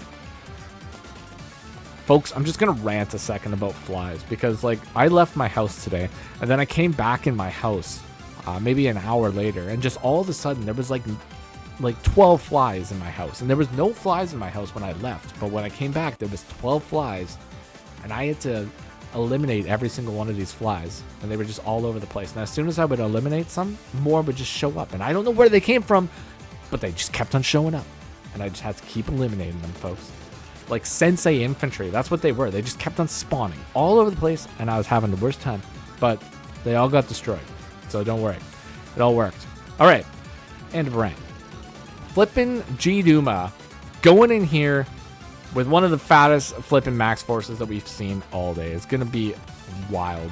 He manages to strike that down, but can he attack any of this right here? Because if he doesn't push in here and like get to the medium tank, 1, 2, 3, 4, 5, 6, 7. If he doesn't get to the medium tank, he might be having himself a problem. And I think he can, because he can go in here, and then he can go in here, and then he can go in here and get the attacks, and then he can get the attack here, which could be potentially extremely devastating. Because if he loses this and he loses this, there really is no counter to what just occurred. And that is scary. That is absolutely scary for Eagle players around the world. And I don't even want to see it. It's going to happen, and I don't want to see it. Oh, he did not fulfill the prophecy. Dangerous, dangerous stuff. The Solar Abomination has destroyed the classiest of all the units, folks, and it's not what I wanted to see. It's not what I wanted to see, but it is what happened, unfortunately. Max can just also delete the artillery and put the Neo on high terrain, and it would still be miserable for Eagle. It is true. It is true. But unfortunately, we saw the worst of the two outcomes here today, and it was very scary. Very scary indeed. Now, on the other hand, Vilfort has found a way to destroy the fighter. I don't know how he figured out how to destroy the fighter, folks, but it has happened, and it is destroyed, and there is no way to get to the headquarters, so that is extra dangerous. Oh my god. I can't believe he found a way to destroy the fighter. I wish I was paying attention at that point, because that seems really important. But all I know now is that with no fighter on the field and a bomber in the face of Dark Raider and no infantry around to capture the headquarters, I fear like Dark Raider's time is coming to an end here. And zero time also, folks. So Increment Gaming ran out of time. Perhaps that was the reason. Perhaps that was the reason indeed. So we'll see. See what happens here. Now, is there Yeah, 33,000 value. Yeah. Okay. Unfortunately, I think it might be over for Mr. Dark Raider, but he played hard for this one, folks. I'll tell you that much. He played super hard, and he came in last minute too, as a sub-in. So we got to thank him for that. But yeah, that's a big flipping attack. Big attack. All right, Funky Onion though. He's got the Eagle Super Co-Power right now. It is entirely down to this. It's entirely down to this. We're gonna see. Sammy activates double time. All right, got double time gaming over here.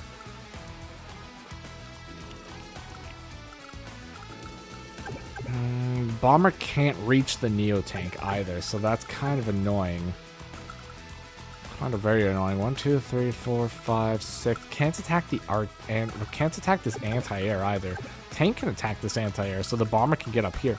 So provided that Funky Onion manages to find a way to at least destroy the anti-air up here, his bomber can go up here and start just slaughtering things, folks.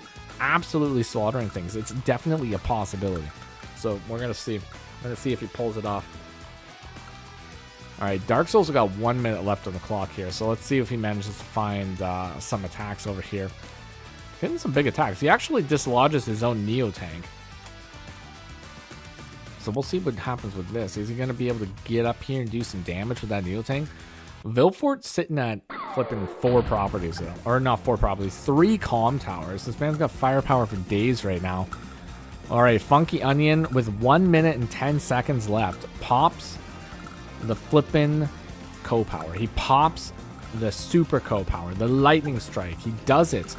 Now, can he fulfill the prophecy and destroy the Neo Tank for the second time? We shall find out. We'll find out very soon.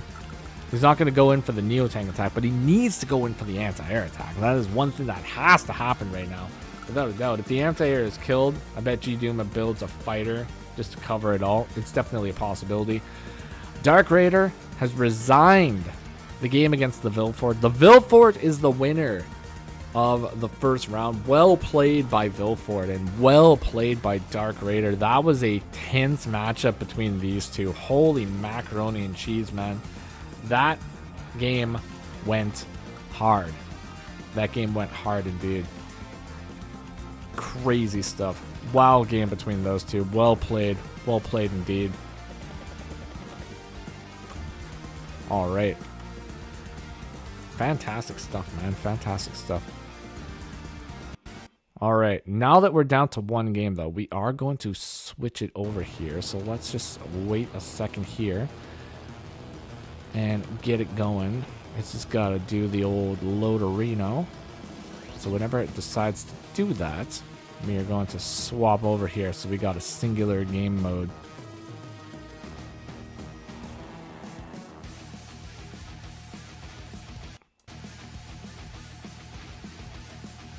It's just taking its flipping time. Why are you taking your time?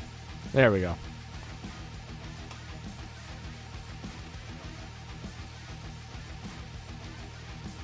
Wait. Oh yeah, it's on my second monitor. Durr.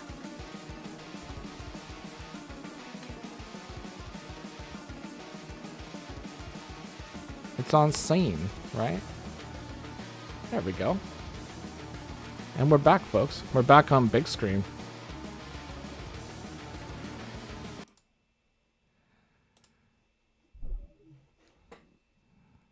Boom. G-Dooma versus Funky Onion. The conclusion. We're going to see who wins out of this one. But holy moly, well played, Vilfort. Well played, Dark Raider. You guys were absolutely marvelous to watch. You guys had such a good game. Such a good game. It's good stuff. Oh, it's muted. There we go.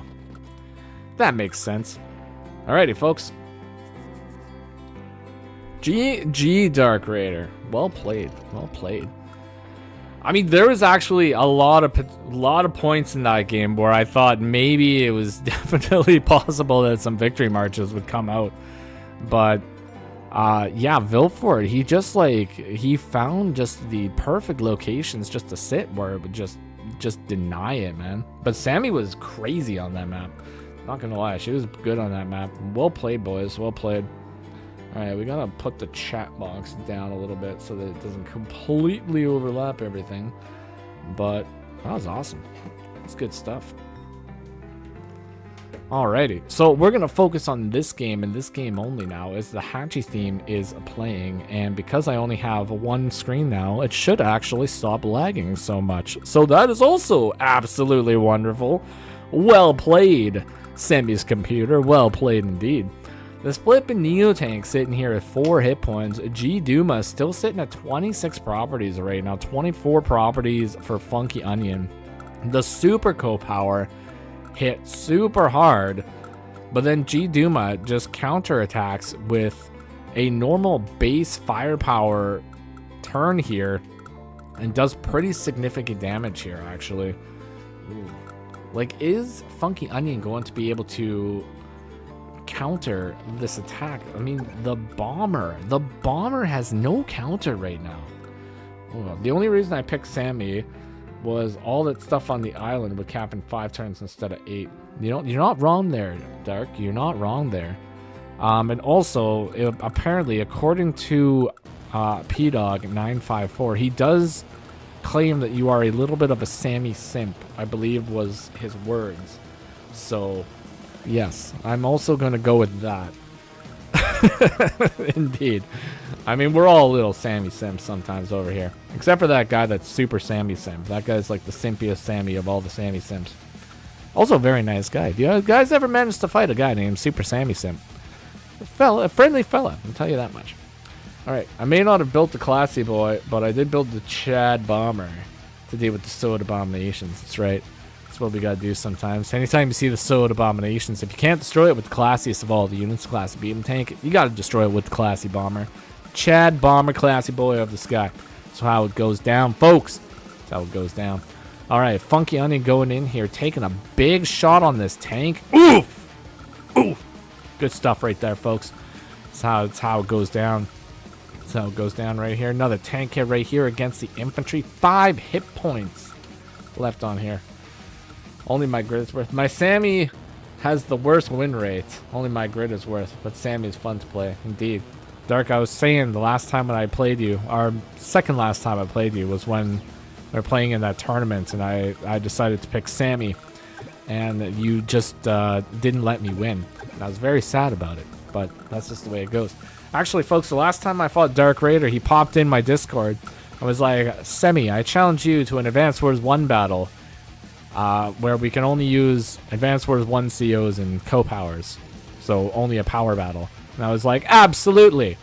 And then he was like, I'm gonna go random. And I was like, I'm gonna go random too. And this man rolls Sturm into my Andy, and it was intense, very intense. Anyways, I didn't win for obvious reasons, but you know what? I tried my best. Anyways, G Duma here also trying his best, manages to take out another infantry. The southern portion of this map moves his tank forward into the range of a potential 7 HP tank next turn. But up north, his army is in a little bit of shambles, as one might say. But he does have 29,600 funds to play around with this turn, and you can have a lot of fun with that many funds. Ooh, but this bomber, though, the bomber from the Funky Onion is still uncontested.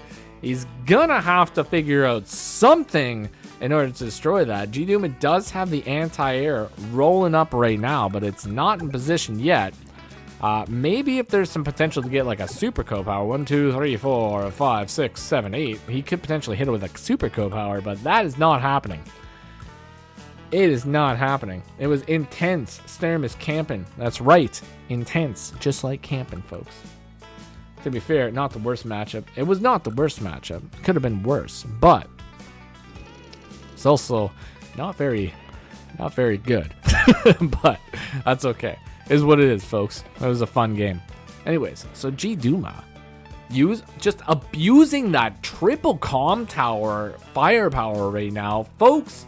We got ourselves speaking of Advanced Wars 1, we got ourselves Advanced Wars 1 max in the flesh right here. Mr. G Duma, 3 comm towers, 25,000 income, 150% firepower on the day-to-day for those direct combat units. Maybe that's going to be enough to deal with a bomber, despite the fact that he doesn't have... He's got ways to take it out now, though. He's got 2 anti-air in position.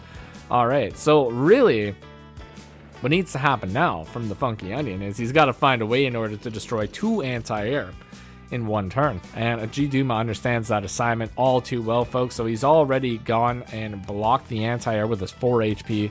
Tank does not want that to happen whatsoever. So he's gone and instantly blocked that and builds the fighter. G-Duma busting out the fighter to counter the bomber. That is actually a very solid move right here. Very solid move indeed. Oh, that's curious. That is actually super curious. We go in and attack this with this right here. A lightning drive. Okay, folks. All right, we got ourselves a lightning drive. This could potentially be... Is this a resign lightning drive, or is this a attempting to get enough fire or enough defense to block sort of attack? It might be the block, actually. Does he have... Does he have enough? Oh, he gets the attack there, too.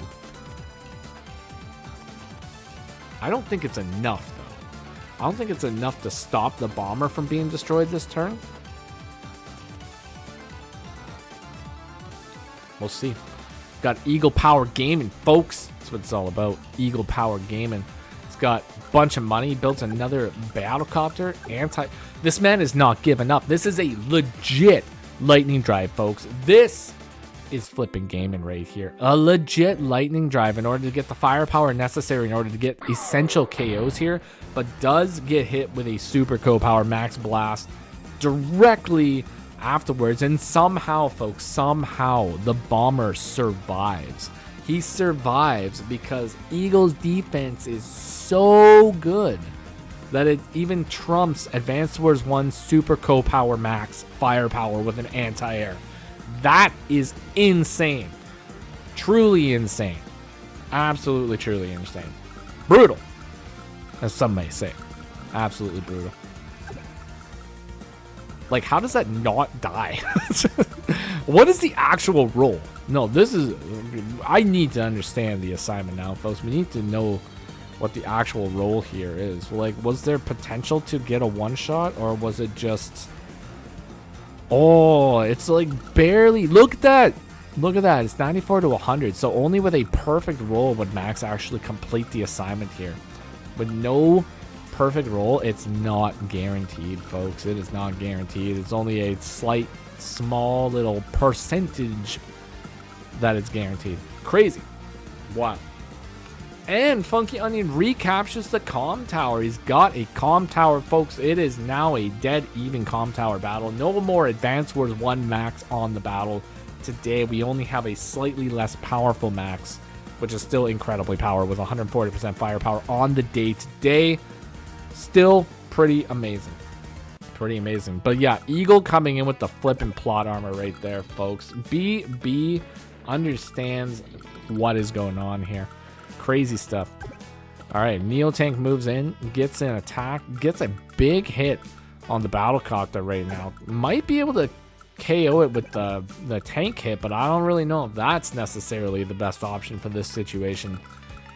Ooh, Funky Onion's really got to figure out some way to get down south and protect these properties right here, because it is looking pretty scary. It's looking pretty scary because this is probably going to get flipped. There's a potential flip up here from Funky right now, but Funky's got an infantry in position, tank in position to get the double shot. So that's probably not going to go through. Worst case scenario, he can get an interrupt over here. G-Duma with a single infantry from the silo, getting him at least maximum defense potential over here, but I don't know, man. Classiest of all the units, though. Funky Onion coming in with a classy boy once again. Beautiful stuff right here, folks. Beautiful stuff. Alrighty.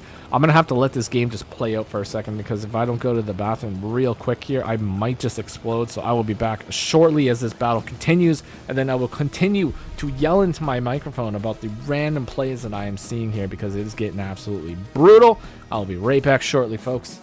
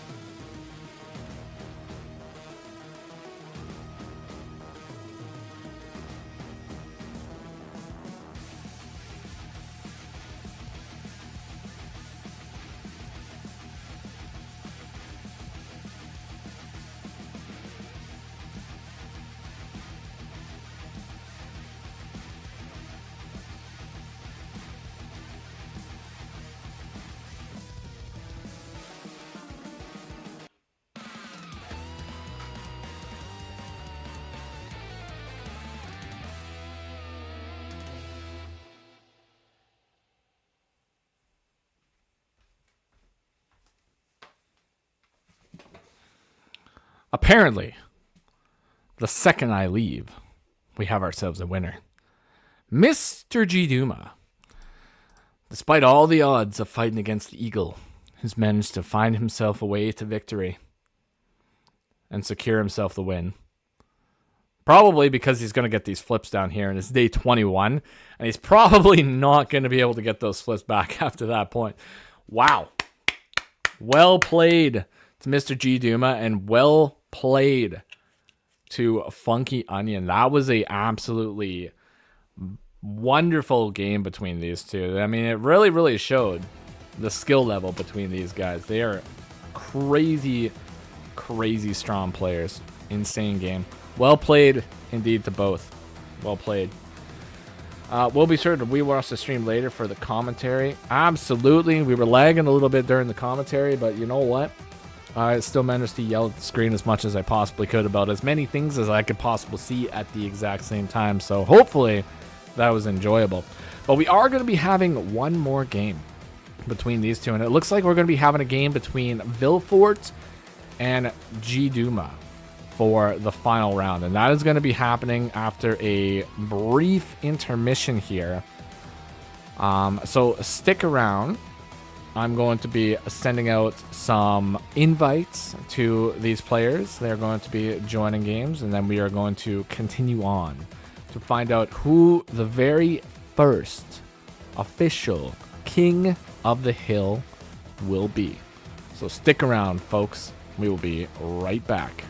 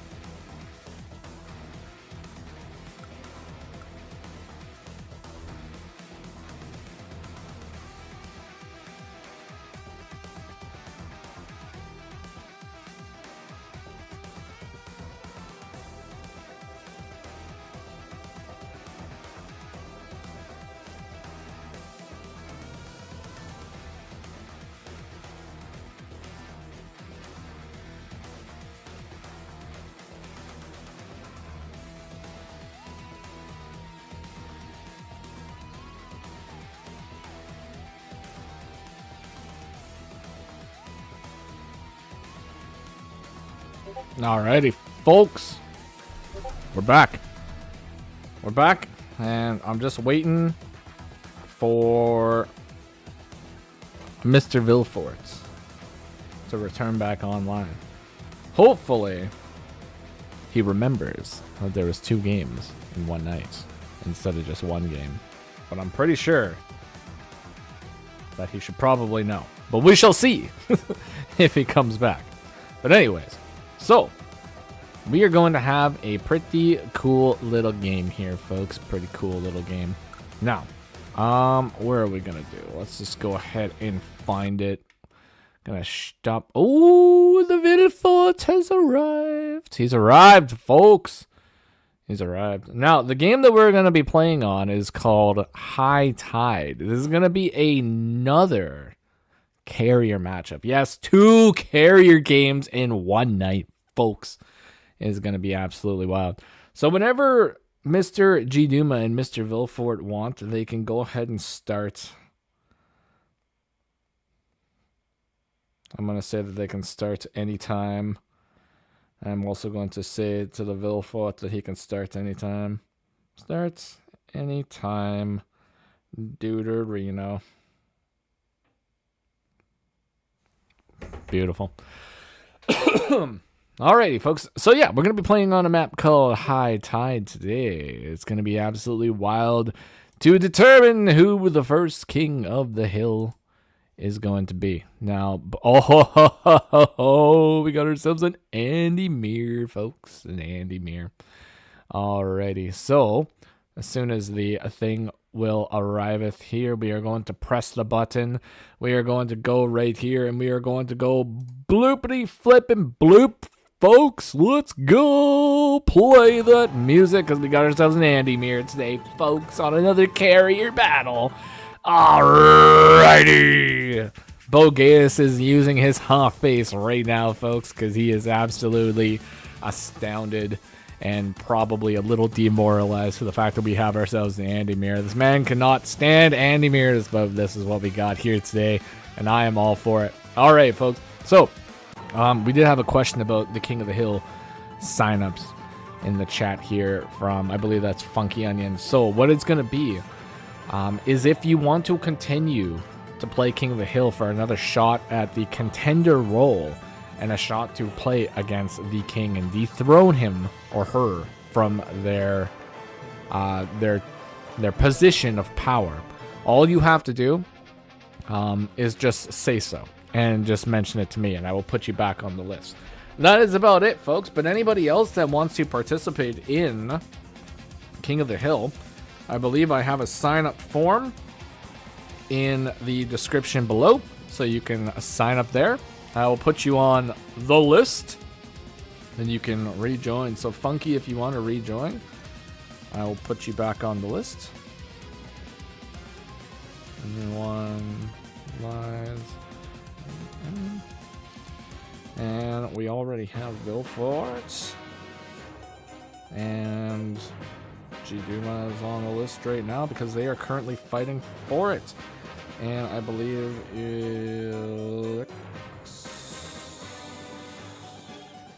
Elixa is on the list for another day.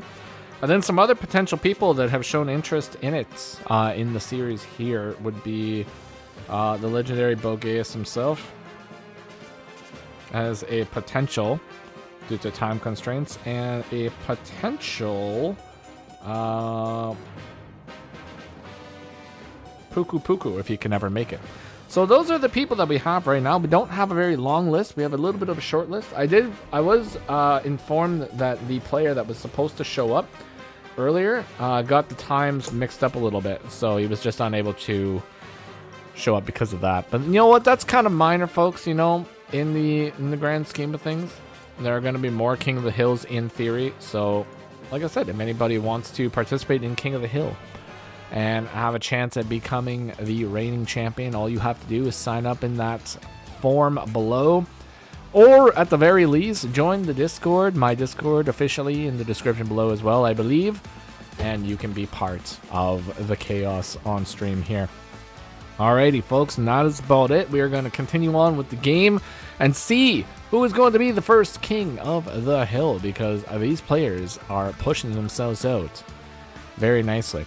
And also, the way that it's going to go, folks, is players are not going to know what maps they are playing on until the day prior.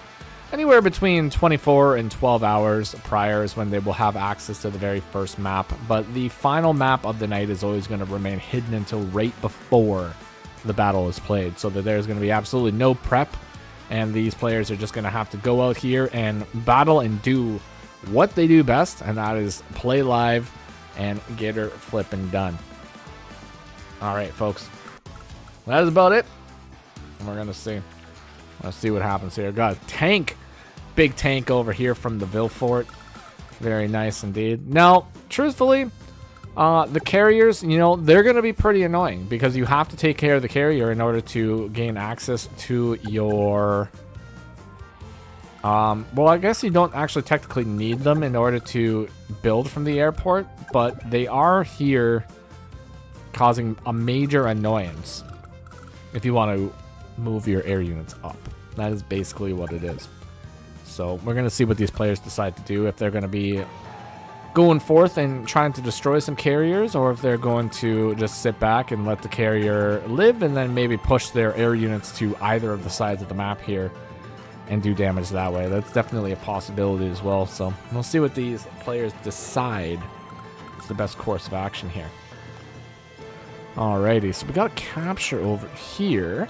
Would appear that Mr. Vilfort is going for a capture, but G-Doom is also going for a capture right here. Very standard plays right now. Don't really see anything out of the ordinary, but I do want to bring a little bit more attention to this carrier, because the fact that we're playing an Andy mirror definitely changes the dynamic of this a little bit, because the carrier is going to be able to massively charge the power meters of Andy. So if you don't time it perfectly so that you can destroy the carrier in, let's say, 1 or 2 turns, there is the potential that any damage that you do to the carrier could just get healed up by a hyper upgrade. So definitely something to consider in the future here. But I don't think Vilfort really... I don't think he really worries about it too much. You know, he's got the artillery on the field, so he's got potential to take out the carrier right now. But whether or not his plan is to go forth with the artillery and take out the carrier is another story. The artillery could just be purchased to back up the infantry on the front line here. It is built from his technical strong side of the map right now, so we'll see what happens with that one. I think we're going to be having some pretty good stuff right here. What is the meaning behind King of the Hill for this game? Well, King of the Hill is just, there's going to be a king, he's going to be on top of the hill, and everybody is going to be trying to climb up that hill in order to challenge him for the hill.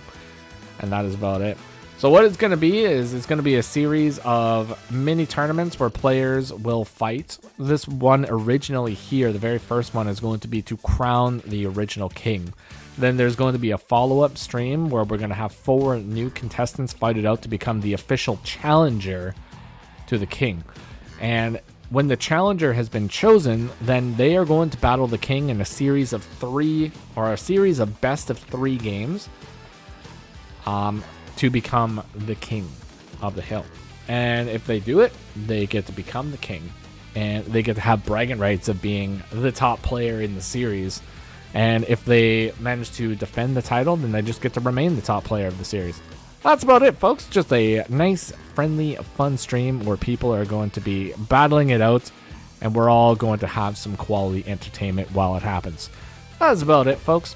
So, Vilfort, double tanks right now out of the left-hand side of the map, looking very strong indeed. We're going to see where that actually ends up here, because G-Duma also has 2 tanks on the side of the map as well. Definitely going very heavy on the left-hand side of the map. But once again, this is a 2 base into a 1 base right now.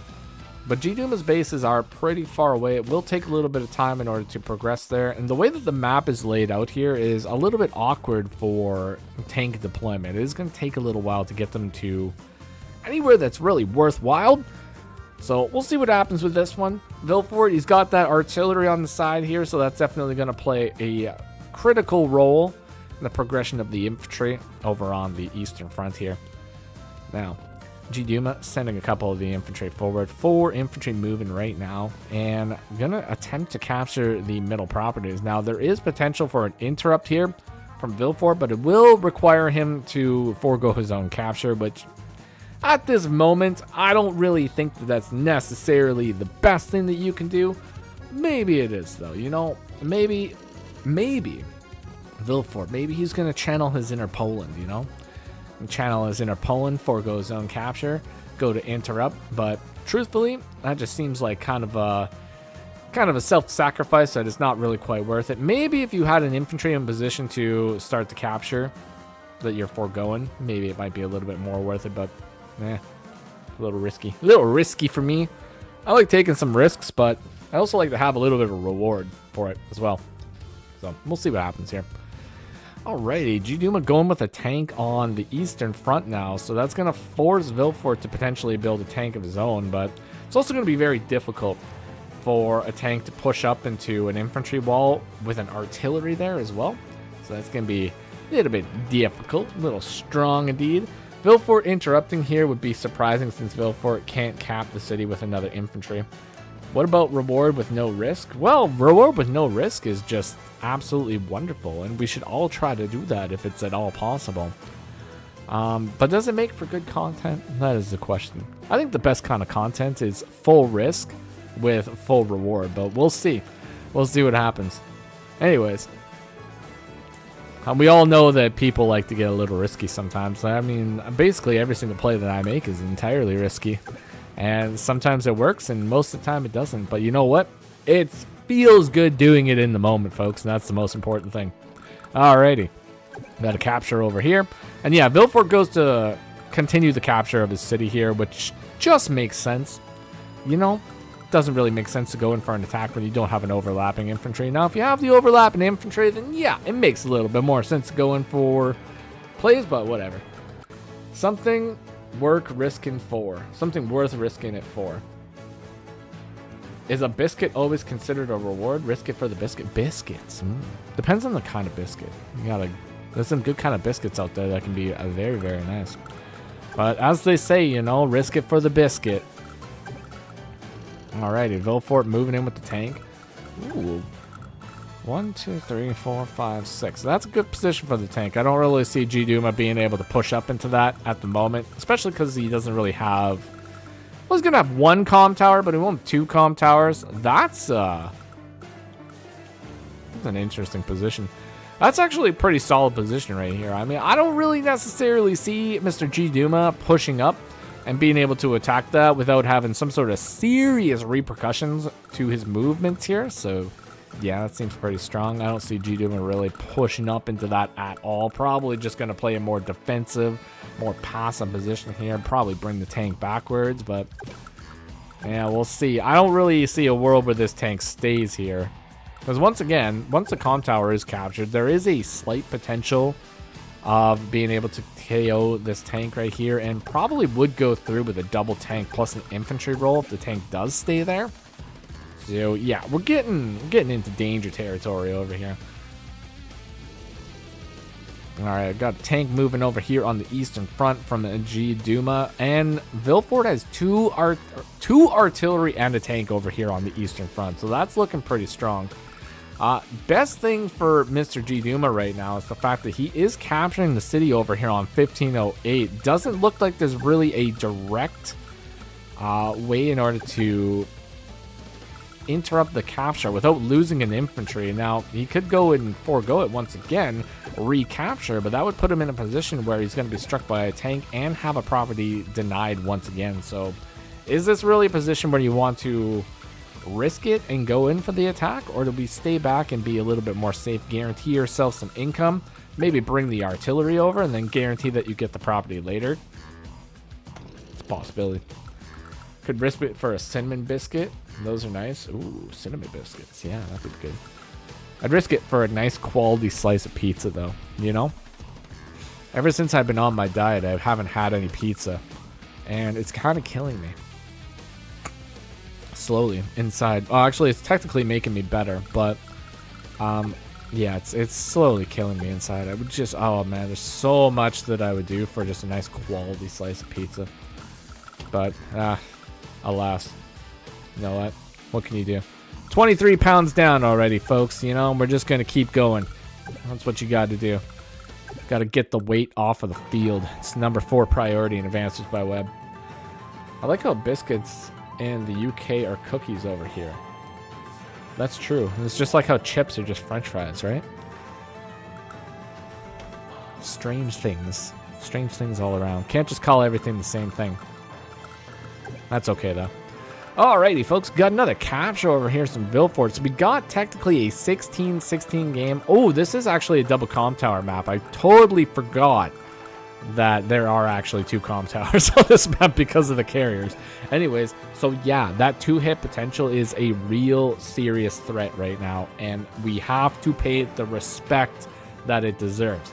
Because if you don't, yeah, you're going to be losing tanks, folks. So G-Duma made the correct choice here, bringing his tank backwards, because if he didn't, well, it's very likely that bad things would have happened. And we don't really want bad things to happen when we're playing Advanced Wars by Web. We want bad things to happen to our opponent in the form of us defeating the enemy. But when you are the person in control, you don't want the bad things to happen.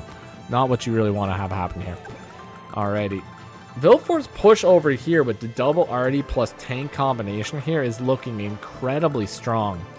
However, at the exact same time, G-Duma, he's got the double tank, triple tank artillery push coming in here. Will be able to guarantee himself a property here.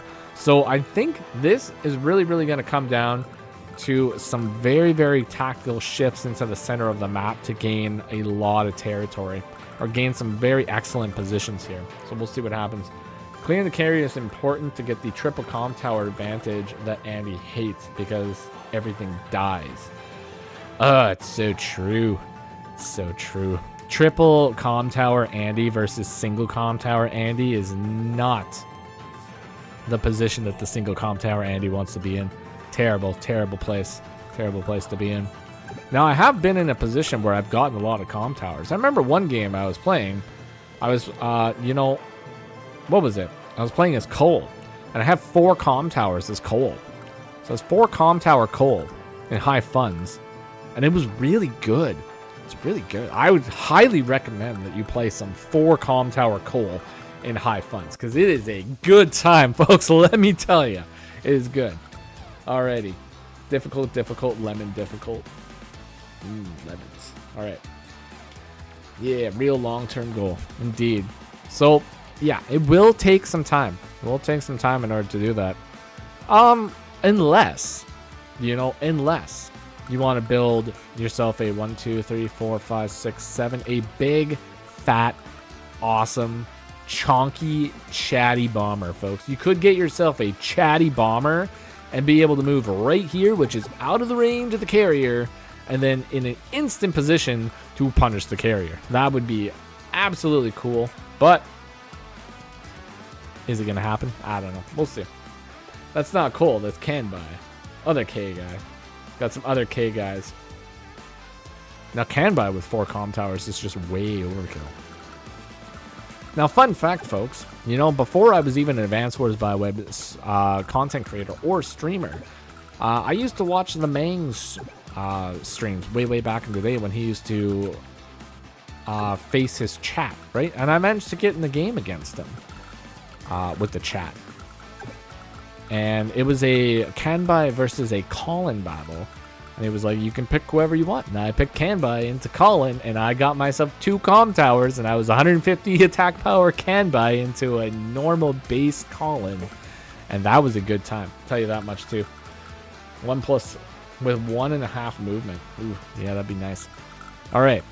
So, what do we got here? We got a nice little position over here from G-Duma. So G-Duma is cutting off the reinforcements right now, putting himself in a nice position where he can potentially strike these properties and make a play to the headquarters. Oh my gosh, folks. Oh my gosh. We got ourselves a danger train awaiting the headquarters here. Now, it's not technically the most danger train in Advanced Wars by Web because it is in 2-day reinforcement with a tank from this base right here. So you could easily just shift over and get there and be able to defend it, but in the meantime, though, it's pretty dangerous, I'll tell you that much. Stop bullying the trust fund kid. I'll never stop bullying the trust fund kid. I made a video where I did get bullied as a trust fund kid because somebody had the wonderful idea of seeing if Colin can win a game against Von Bolt, where Colin was not allowed to use his co-power at all, and you were only allowed to use your super co-power. And I was playing as Colin into that fight. And I'll tell you one thing, folks. Oh God, do not do that. That is a terrible time. Absolutely terrible time. Yeah, indeed. All right. So what have we got? Vilfort, 2 tanks, 3rd tank. I think in this position, like, Vilfort, he might have to make a play into the center here. He might have to set his infantry wall up over here, put these big honking artillery in a position to fight this tank. Like, I don't know. Let's see what he decides to do here. Oh, he's going in to attack the infantry. Guaranteed 2-hit KO right there, folks. That is what it's all about. All right. Nice shot. Nice shot. Nice find. Ooh, it's going to get countered, though. I mean, it's going to get countered a little bit here. The question is, would you just take a gander at this, though, folks? The infantry right here is actually not in range of the carrier. So there is a free battlecopter hit right here, which is looking very nice. It is looking very nice. Yeah, Colin with no cop was about as exciting as Sasha with no cop as well. Also extra fun because the, what is it, like 90% firepower into Von Bolt's 110 defense. Yeah, it's not good. Partial mixed base map as well. But anyways, I digress. This is, oh my God, Vilfort. This is such a solid position. He moves in the artillery to sit on the city, block the tank in. We'll be able to block a second time with this tank as well. Oh my gosh. He just found a position right here where he isolates the tank, and the only thing that's going to happen is he's going to get hit with like maybe 1 unit here. He's managed to find a nice little snag right here. Solid snag indeed. That puts an end to the HQ cap and Dream over here as well. Oh, now, the real question is this going to be enough to ward away, like, his army? I mean, G-Duma could potentially just do a little shift. He could shift over with 2 tanks, have himself a nice little fighting force over here, bring another tank up, bring the battlecopter up, guarantee himself a KO on this guy, at least, and then maybe, like, 1, 2, 3, 4, 5, 6, 1, 2, 3, 4, 5, 6. Man, not really in a position where you can get a 2-shot on the artillery just yet, but could potentially go in for a shot with a tank and a 2-hit with an infantry. Maybe that might be enough to do some significant damage, but will not save the tank at the end of the day here, folks. Can still beat up low-tier COs, though. I mean, the day-to-day ability of 80% cost is still incredibly strong. So anybody that's not a defense CO would probably still have a significantly bad time fighting Colin. But anybody that has defense, you're having a great time being that defense CO. You still beat a blue. Oh yeah. The cost reduction is still nice. 100 extra passive on Sasha. It's roughly, yeah, it's just, I don't know. This is not fun. Just don't do it, folks. If you're going to be playing Advanced Wars by Web, play the games that are going to be fun. That's all it is. All right. Holy moly, though. Vilfort just, that move with the artillery blockage right here. It's a nice move. It's a nice move indeed. Now, we'll see if it's going to be enough to really stop G-Duma's push over here. Now, technically, this is the weak side for G-Duma. So losing the tank on the weak side versus the strong front is pretty rough. It's a pretty rough loss. But it's not the end of the game. Definitely not the end of the game. We're only on day 10 right here, folks. Let's see what G-Duma cooks up here, because this man's a chef. You know, he's a high-quality chef. He goes in the kitchen. He doesn't just make scrambled eggs, folks. He makes those really, really good scrambled eggs. You know, like the Gordon Ramsay scrambled eggs, where he mixes it up and puts it on heat, then brings it off heat. You know, he makes those kind of eggs. He doesn't eat it, though, because they look weird. Probably would just eat normal scrambled eggs or like mac and cheese, but he has the potential to cook up a solid meal. That's what I'm saying. All right, let's see what he manages to cook up here. I like the battlecopter moving in here. Anti-air is going to be a little bit of an issue, but oh, is this going to be enough? Are we going to... Ooh, I don't know. Is it enough? It's not enough. It's a big hit, though. Big, solid hit. Did a lot of damage. A lot of damage, indeed.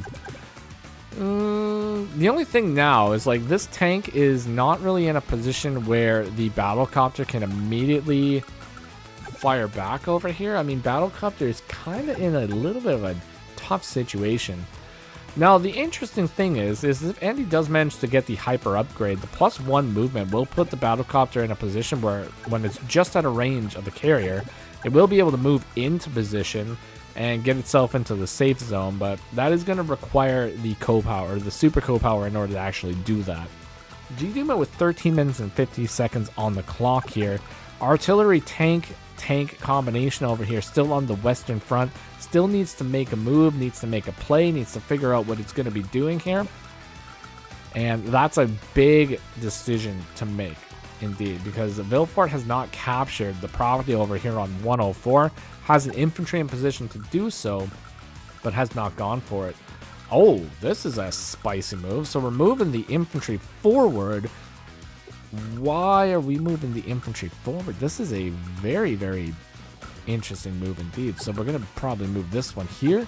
Artillery maybe onto the city, maybe onto the road. Probably going on the city. Dislodging the tank. Ooh. Ooh. Get to heal up that Artie at least. Yeah, he's going to be healing that Artie up for sure. That's the one thing that's unfortunate with Andy. You know, if you don't KO that unit, it's going to get healed up eventually. And it's going to come back and it's going to be super annoying in the future. I like the play over here from GDuma, though, sending the units onto the western side of the map, directly on the edge of the map. Artillery in a solid position where it's defended. Can't really be attacked. Can't be attacked from two angles. Backed up by two tanks. Vilfort might just have to leave this property. Like, I don't think that property is going to get captured anytime soon here. He's going to have to back up. He's going to have to rethink his entire equation over here. But he does have 4 tanks, so if he brings over all 4 tanks, he's going to have himself a good time. And he gets the snipe of the tank over here, which is insanely good. Brings the artillery back for the heals. Now he needs to figure out what he wants to do with the rest of his army. He's ahead by 1 tank over here, but now he's facing down the classiest of all the units, folks. Mr. GDuma has busted up the classy medium tank. The classy boy is coming forth to do massive damage to the face of Vilfort here. We'll see if Vilfort decides to possibly bust out a classy boy of his own. He does have 17,000 funds, which would only require a single base skip in order to bust out the classy boy. But we'll see what he decides to do. Yeah, and Vilfort can't really attack into the top infantry because it's a silo. Exactly. Well, I mean, he can get the 2-hit, but it requires a tank. It requires this tank too, which is kind of annoying. So that tank would be able to get the KO, but there's no follow-up. You know, there's no follow-up. Maybe if there was a way how you could do it and you can get the chain going down, it'd be worth it to attack, but unless you got a chain, that's not really worth it at that point. But these are nice hits over here from Vilfort, managing to get some significant damage. Basically puts the battlecopter out of commission here. Battlecopter cannot attack into this position. It can only really attack one thing in this position right now, and I'm very certain that Vilfort is probably going to be retreating it, but we shall see. Indeed, he busts out the classy boy, folks. We got ourselves a classy battle here. These guys obviously know whose stream they are on because they are feeding the medium tanks into this stream right now, and it is absolutely lovely to see. Now, has to base skip in order to do it, which is absolute boss move. Let's see what actually occurs here because we got ourselves a solid little chunk of army right now. Vilfort definitely spread out a little bit better on this map, I think, so far, but GDuma puts himself in a solid position over here. We'll be able to acquire basically, like, what is it? All of this territory right here. he's going to be able to move into this territory right here, which is going to put him in a nice little position. But what his real goal is he really wants to get this property right here. Artillery is in position where it can block it. Could potentially start a capture, move the artillery up. But then he's really got to worry, though. He's got to worry because he's got these 3 tanks who can instantly pounce on this position.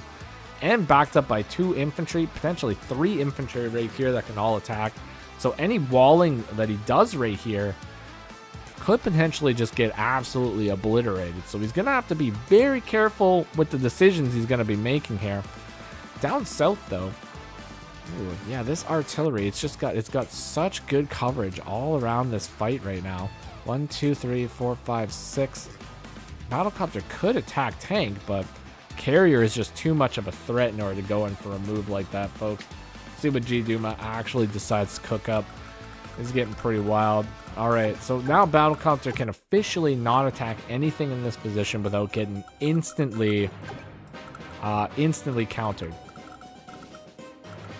Maybe there's some play that he'd be able to do. If he's willing to sacrifice the Battlecopter, could go in for an attack, maybe attack this, but anything that you do in this position, if you attack in, it's just going to get punished very badly, but we'll see.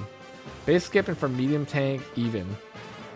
That's dedication. That is dedication, folks. You know, if you're going to be base skipping for a medium tank, you better be doing it on the semi-original guy stream, folks, where we try to keep things as classy as possible over here. Alrighty. Medium tank moving up. That's what I'm talking about.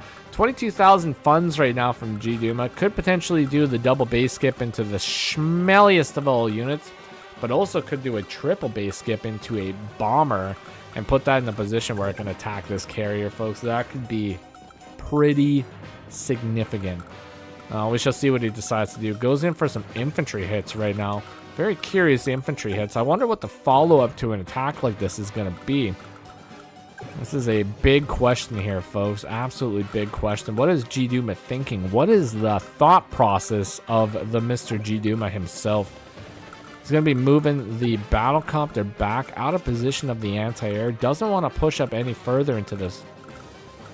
This is kind of curious, though, because this puts a lot of infantry in a very critical position here. Lots of infantry first strike potential over here. Lots of tank first strike potential with infantry blocking even. Well, yeah, I don't know, man. It's looking pretty iffy, but we'll see. See what happens here. 12 minutes and 20 seconds left on the clock. Attacking the artillery, I don't think it clears is the problem. Yeah, no, it doesn't clear. That's one of the problems here. Oh, wait, does it clear? 120% firepower right now from the Andinator. Is it enough to actually get to clear? It is not enough to get to clear. Not without the use of... No, even if you use a co-power, it's still not enough to get to clear. So even if you went in for an attack like that, though, is really attacking an artillery necessarily worth it to lose a tank? That is one of the other questions here. So even if you did manage to get the clear of the artillery, you lose the tank in response. And that's, once again, that's on your weak side. So that's losing 2 vehicles on your weak side at the cost of 1 unit, technically. So I don't know. Ooh, but G-Duma, he goes in for the push over here. He goes in to attempt to capture the property. So we're going to see if this works out for him. There's definitely a lot of potential to get interrupts on this property. So we'll see how dedicated Vilfort is feeling to go in for that attack. So we'll see. Cullen's day-to-day is hella aggressive. That is for sure. It is hella aggressive. But his firepower decrease is just definitely not very good at the end of the day. But the fact that he can build medium tanks for 12,800 funds, that is definitely very good. Now, Lou, I'm not sure. You might be a little bit behind on the stream there if you're talking about the Cullen day-to-day, but unless you wanted to just chime in on the conversation, that is perfectly good. All right, so let's see. Oh, double medium tank. 2 medium tanks on the field from G-Duma. We've got 2 of them. That's looking good. That is looking good. 2 medium tanks. My man. My man G-Duma busting out double medium tanks. And Vilfort not actually able to get the What was I thinking? Not able to get what? I don't know. Anyways. Oh, yeah. Vilfort. He's got 15,800 funds. He doesn't actually have enough to get a meeting tank unless he wants to join.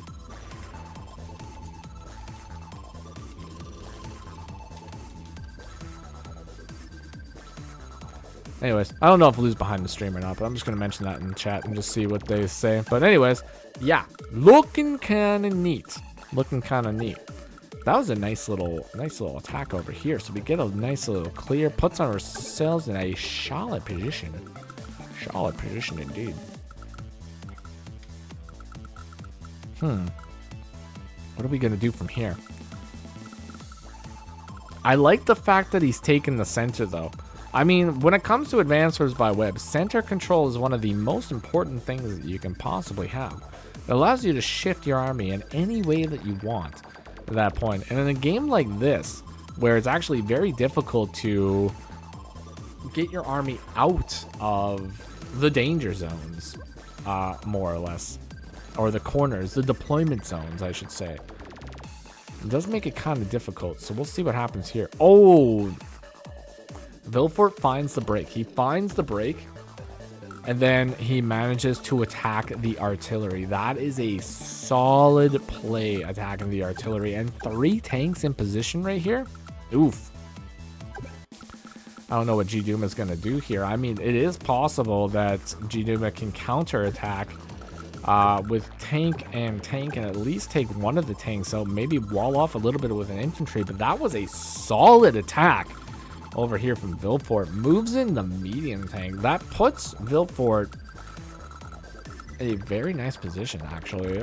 Potentially would be able to shift these tanks over to this side of the map as well. Or it could potentially shift these tanks over to the headquarters. That could be dangerous. Alex, the map is called High Tide. High Tide. That's right. It's called High Tide. Got a High Tide map right here. That's what it is. Alrighty. And despite... Okay, so the unit count is relatively the same right now, but it just seems like Vilfort has so many more units just because they're spread out on the map so far. And he's got such a nice position over here. But G-Duma's medium tank is closer to the middle of the map right now. So this guy can easily shift over here, sit himself pretty on a city, and then start attacking the center of the map here. Like, these guys might not be able to stay here long term. And with the second medium tank, he's going to be able to push that up here and defend this area quite well.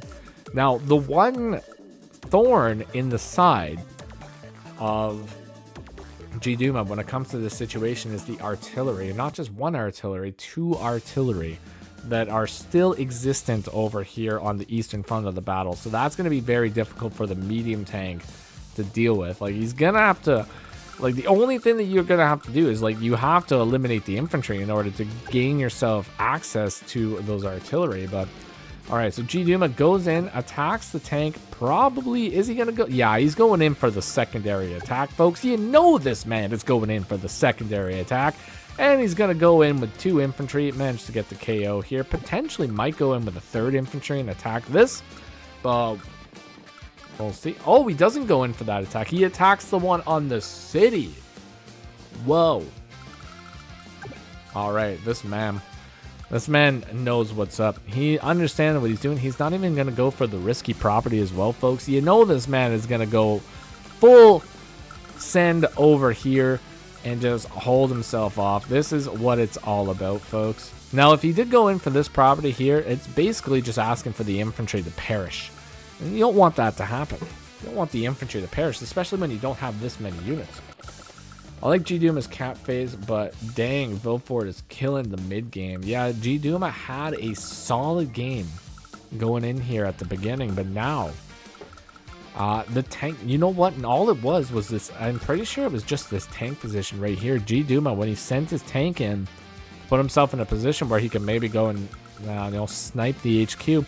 Vilfort just pounced on it, surrounded the tank, took it out, and now he's got himself a solid position in the middle of the map here.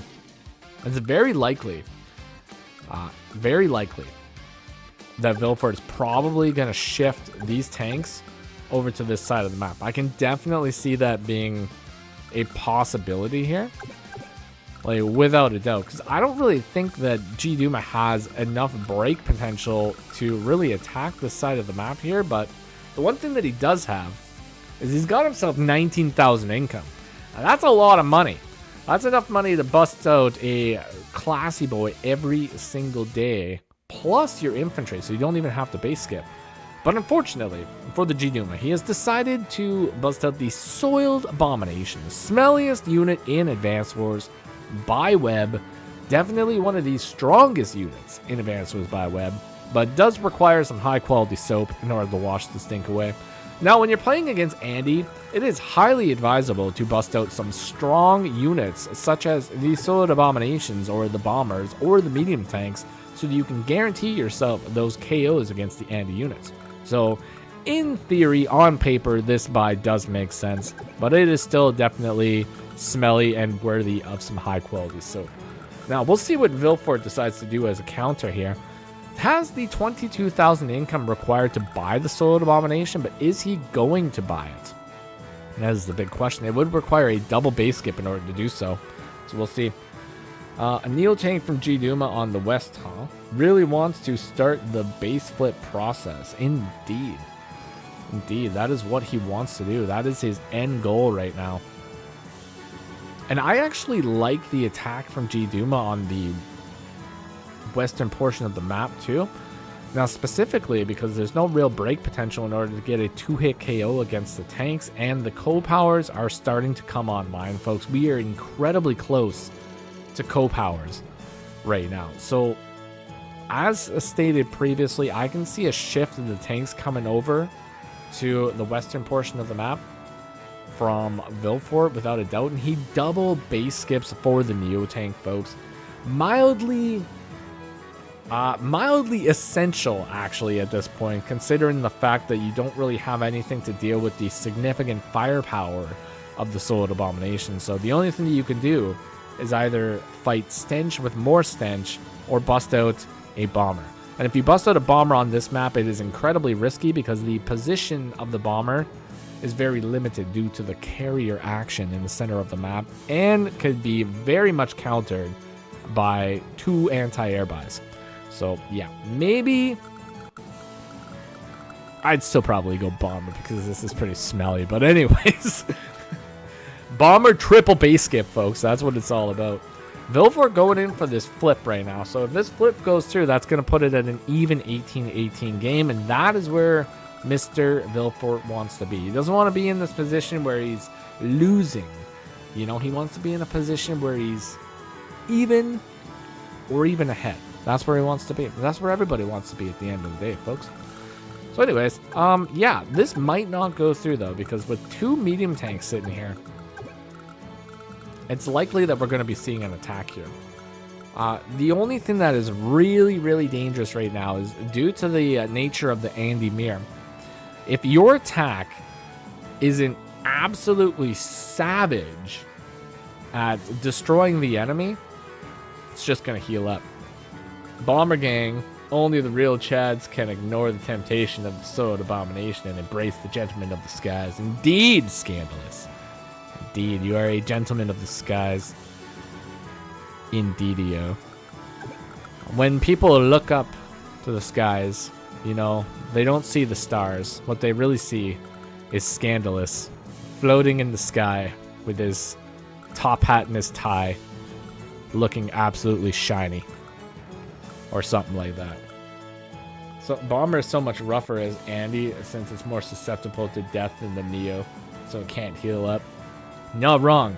Like I said, especially on this map too, because the Bomber is so limited to where it can go, so it can easily be trapped in one of the corners due to the crew or the carrier, right? But it is still absolutely super nice. Super nice. And it looks nice too. You know, it's got a nice sleek look to it. It doesn't have this chonky, smelly, fat look to it with its little snoot. A little newt snoot. No, I don't think anything would get trapped on this map. Impossible.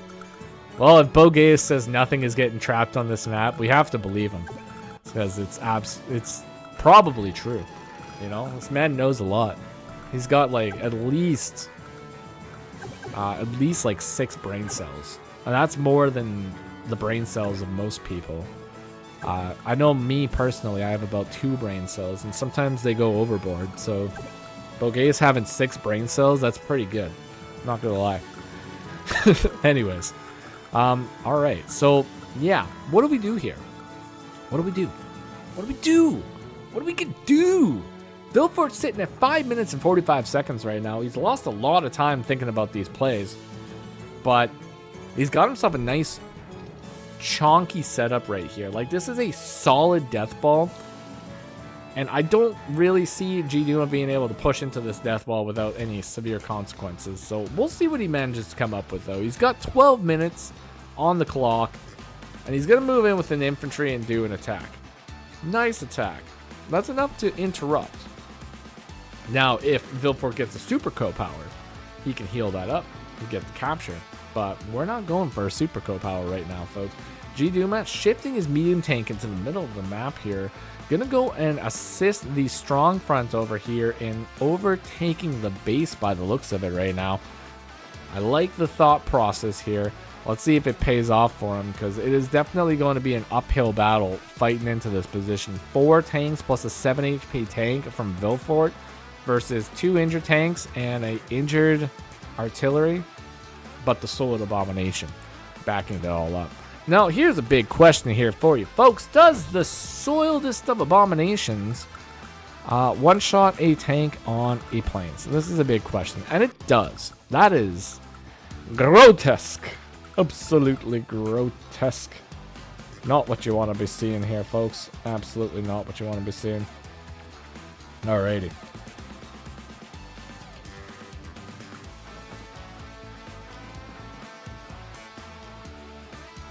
Boom.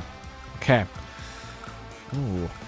What do we do from here? So 10 minutes left on the clock, essentially. Still got a little bit of time. Went for the interrupt. No air units, actually, from Vilfort right now, which is kind of a little bit surprising. I would almost expect at least a battlecopter to be put into the equation here, but hasn't got any battlecopters. But G-Duma decides not to push up into the position, actually brings his units back, and is now sitting in a very defensive position. But this is a defensive position that is inviting Vilfort in order to refortify himself and potentially capture a property, which can be dangerous. And that would require the immediate interrupt of a unit as well, and it would have to be one of the tanks in order to do that. And then any tank that interrupts is going to be in range of the Neo tank, and then at that point you're going to be into the hyper upgrade territory. So any engagement that is not precise at that point is going to be immediately punished by a hyper upgrade. This is getting tense. This is getting tense, folks. Just like camping, we are getting absolutely chilly thinking about what is going to happen here. Another medium tank enters the battle, and this is a medium tank that only requires a single base skip, folks. Single base skip medium tank. Getting the firepower on the field. G-Duma has still got a medium tank and a tank to move. Might choose not to move them, though. Is definitely a possibility. Just waits them and allows a Vilfort to make the next move here. Vilfort doesn't have that 18k income to go battlecopter tank, double infantry, unfortunately. Yeah, he's not there yet. Not there yet, but I think he's going to be there very soon. I can definitely see a join cap here on the 6 HP infantry. Like, it makes sense to go in for that, forcing G-Duma to go and interrupt with either the tank or the battlecopter. That would be the only way to stop that at this point. But Vilfort's actually pushing in and doing an additional cap. That is pretty bold. I'm not going to lie to you, folks. That is a pretty bold move. I wonder how this is going to play out for Vilfort. Has a lot of infantry in order to do some blocking, and has the medium tank and potentially a tank coming in to do some punishment if it comes down to it. Clearly, the strat for 17k is to do the kick punches special and just go medium tank infantry. Cut man, bringing back the flippin' the the kick puncher strat. That's what I'm talking about. You got to be busting out the flippin' infantry medium tank combination, and when you can't buy everything that you want in one turn, you just base skip and then buy them next turn. That's what it's all about. I'm still actually absolutely astounded that I managed to win 2 games doing that. I tried doing that against another person, and I just absolutely got wiped out because like they actually knew what they were doing to a degree. So yeah, but it was fun. It was fun. All right, live be rough for people waiting every unit. OCD. It's true. I never wait every single unit. I just know like when I use a unit or not, and then I can just like ignore it and I don't have to wait it. I mean, if you wait every single unit, then at the end of the day, you're wasting like potentially like 5 to 10 seconds every single turn. Like, I don't know. Just adds up for me. But we got a battlecopter over here from Vilfort. I got nothing against people that wait every single unit though. It's not a bad thing. It's just not for me because I can't do it. Oh, hold the phone. Oh, wait, no, never mind. Never mind. I was going to have a thought, but then I realized it was completely wrong. Could already double infantry battlecopter, maybe. Yeah, could already double infantry battlecopter, that's for sure. Definitely a possibility. I don't know if he's going to go for it, though. Might go for it. No, he did go for it. Boom, boom, boom, boom. Yeah, all right. Vilfort, he knows what he's doing, man. He knows what he's doing. He's got a plan. Now, I was informed by Mr. G. Duma at the beginning of the event here when I told him that Vilfort was taking place, and he did say that he has a negative record against Vilfort, unfortunately. Apparently, Vilfort has taken some games against G. Duma, but that does not mean that G. Duma cannot win this game. G. Duma is an incredibly strong player, and I do not believe that I have ever beaten G. Duma in a live league setting. So, he's a strong guy. Strong guy. So we'll see what happens here.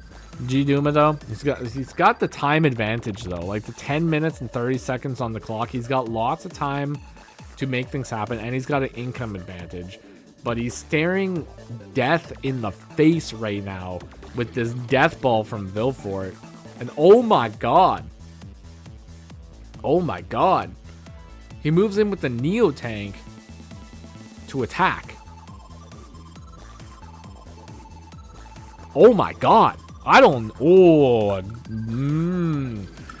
That's such a. That's so dangerous, though. Oh, that's so dangerous. That is so. That's an incredibly dangerous move. Incredibly dangerous. It's so dangerous. Anyways, I'm not gonna do any. I won't do any damage calculators. But it's a very dangerous move. Now, I don't know if Andy has enough firepower, but with 120 firepower, I think maybe Neo Tank plus Copter plus Tank might be able to be enough to KO the Neo Tank. And if that happens, might be dangerous. But G Duma, maybe G Duma's plan all along was to, maybe it's to sacrifice the Neo Tank to allow the medium tanks to shine. That could be the good ending of this, folks. Maybe he's looking for the good ending of the story. We'll find out. We'll find out indeed. A very interesting play. Very interesting play indeed. I think Neo Tank plus Copter plus Tank plus Infantry from Mountain should probably get the KO though. I don't know. I want to do just one. I want to do just one. One little, just a little taste. Oh yeah, that's a lot of damage. That is a lot of damage. Oh, that's so much damage. Anyway, we'll see. We'll see what happens with this. It's a lot of damage. He does take out a tank, though. Artillery. Okay, so if the Neo tank comes into attack, there is definitely the possibility that the medium tank combination over here, you know, maybe the counter damage could be really, really significant. Plus, we have a medium tank right here. So if a tank attacks from this position right here, it would potentially be attacked by the medium tank.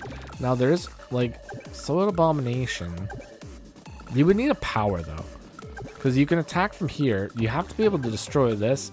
Like this might just be it might be a noble sacrifice. Maybe the Soil Abomination is trying to make up for past transgressions and sacrifice itself in order for the classy boys to really shine in this position. Because yeah, Vilfort can go in for an attack and he might be able to get the KO, but the counter attack that could potentially happen here could be the push that G-Duma needs in order to get up to that base range, folks. That is entirely possible. I think we're going to be seeing some near end game attacks over here very, very soon. Ooh, I'm liking it. I'm liking it. We are making things happen over here on day 14, folks. It is a well-known fact that a lot of Live League games are over by day 14, day 15, without a doubt. So we'll see what happens here. Surely when the Neotank Clash, Vilfort gets scopped. Like, without a doubt, he gets scopped on the Neotank hit.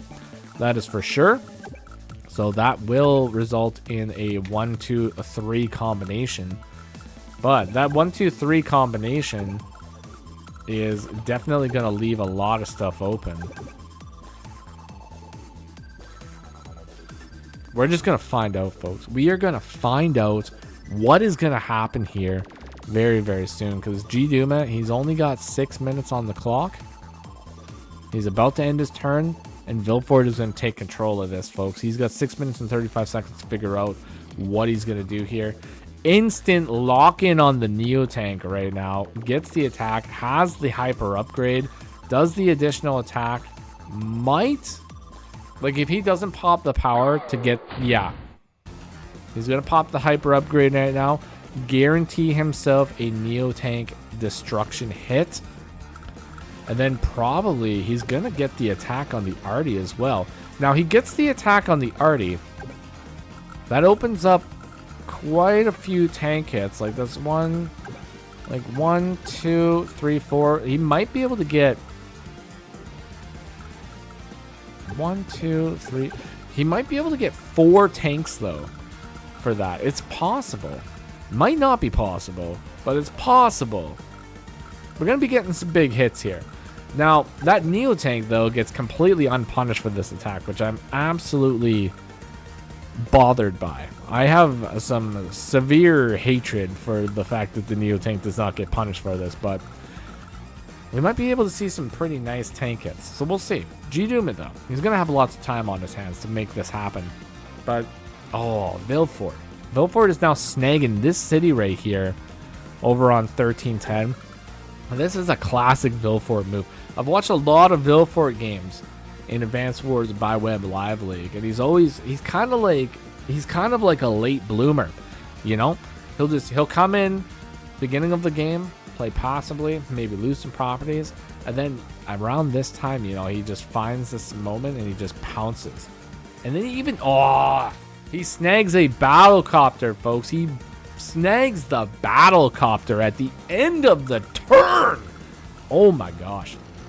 Oh my gosh. I don't think G-Duma expected that one at all. That was a very unfortunate loss right there, folks. 20 units to 27, but it is going to be G-Duma's turn. And he does get to start the turn with 121,400 value. We'll be able to hyper upgrade to basically two full HP tanks over here. Battlecopter is a little bit of a thorn in the side of G-Duma right now. Well, let's see what he decides to do. Definitely has a little bit of potential of attacks over here. But this is going to be a very difficult situation to attack into.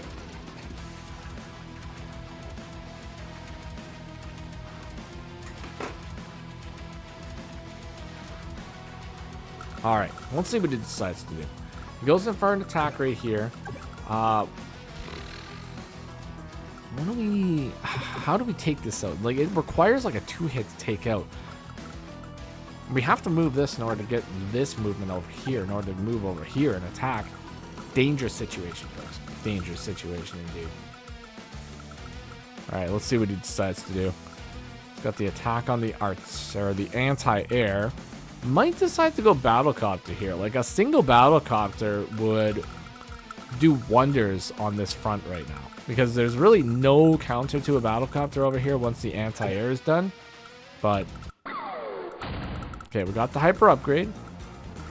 Let's see what happens. Going in for a flip over here. Probably not a flip that's going to necessarily work, but he's going to go in for a flip nonetheless. So that is going to require immediate usage of infantry in order to negate the capture there. Got a medium tank still. What do we attack with the medium tank? Don't necessarily want it to be down on the road. Might move it to, yeah, might move it to the forest to get the attack. I don't know if it has enough firepower to get a KO when the power is active, though. It is, yes. All right, we got enough firepower to get the attack, and then blocks it off with the infantry. That could potentially keep this medium tank relatively safe at the moment. So I like it. That is nice. That is a nice attack. Right on. Let's do it. Let's flip and do it. Now that Neo tank is isolated, you know, he's got a tank and 2 battlecopters backing him up, but battlecopters can't attack this medium tank specifically due to the carrier right now. Could attack this medium tank, but the anti-air puts an immediate end to that. Vilfort has to pull back into this position, in this position. Like, he can't really push up. So at the end of the day, that was a pretty nice chunk of damage. Loses a medium tank, but takes out 3 tanks and some change. So that was nice. And then our anti-air over here, but anti-air takes out the battlecopter, so that's essentially an even trade right there. I would really not like this property to be flipped though, so I think G-Doom is kind of forced to move tank into attack. But then this is gonna get flipped. Ooh.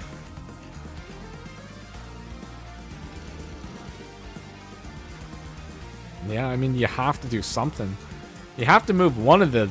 You have to stop one of the caps. Otherwise, Vilfort's going to have 20 properties at that point to 17, and that's an incredibly dangerous position to be in.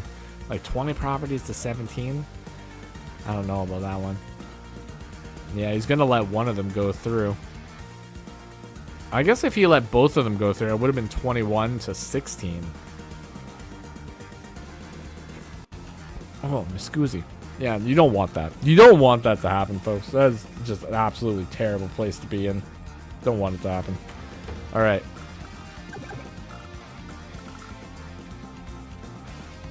Got the old battlecopter by. So yeah, battlecopter is basically essential in this position because, yeah, once the anti-air is gone, these guys can't really push up. You might be able to get this flip back. That's definitely a possibility. Moves in with the tank. Infantry moves up. What are going to be the buys over here? Probably just tank, infantry, maybe another anti-air. It's definitely a possibility, but I think it might be more of a tank kind of turn. Tank on this side would probably go a little bit harder than like anything on this side at the moment. Probably going to be double infantry tank. Yeah, that's what we got. Yeah, has to attack the anti-air since now your battlecopter is going to defend well for a turn before another anti-air. Exactly, Dark. You know what's up. You know what's up.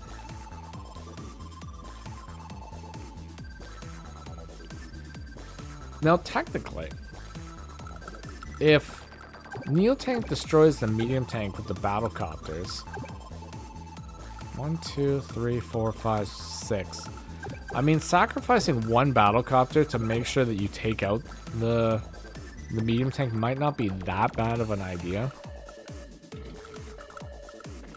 But he doesn't go in for it. He keeps the Neo tank in a very defensive position. This is very dangerous. This is very difficult for a medium tank to attack because the medium tank only does like in the, I think it's like the 30s or something to the Neo tank on a city. I think it's something like that, right?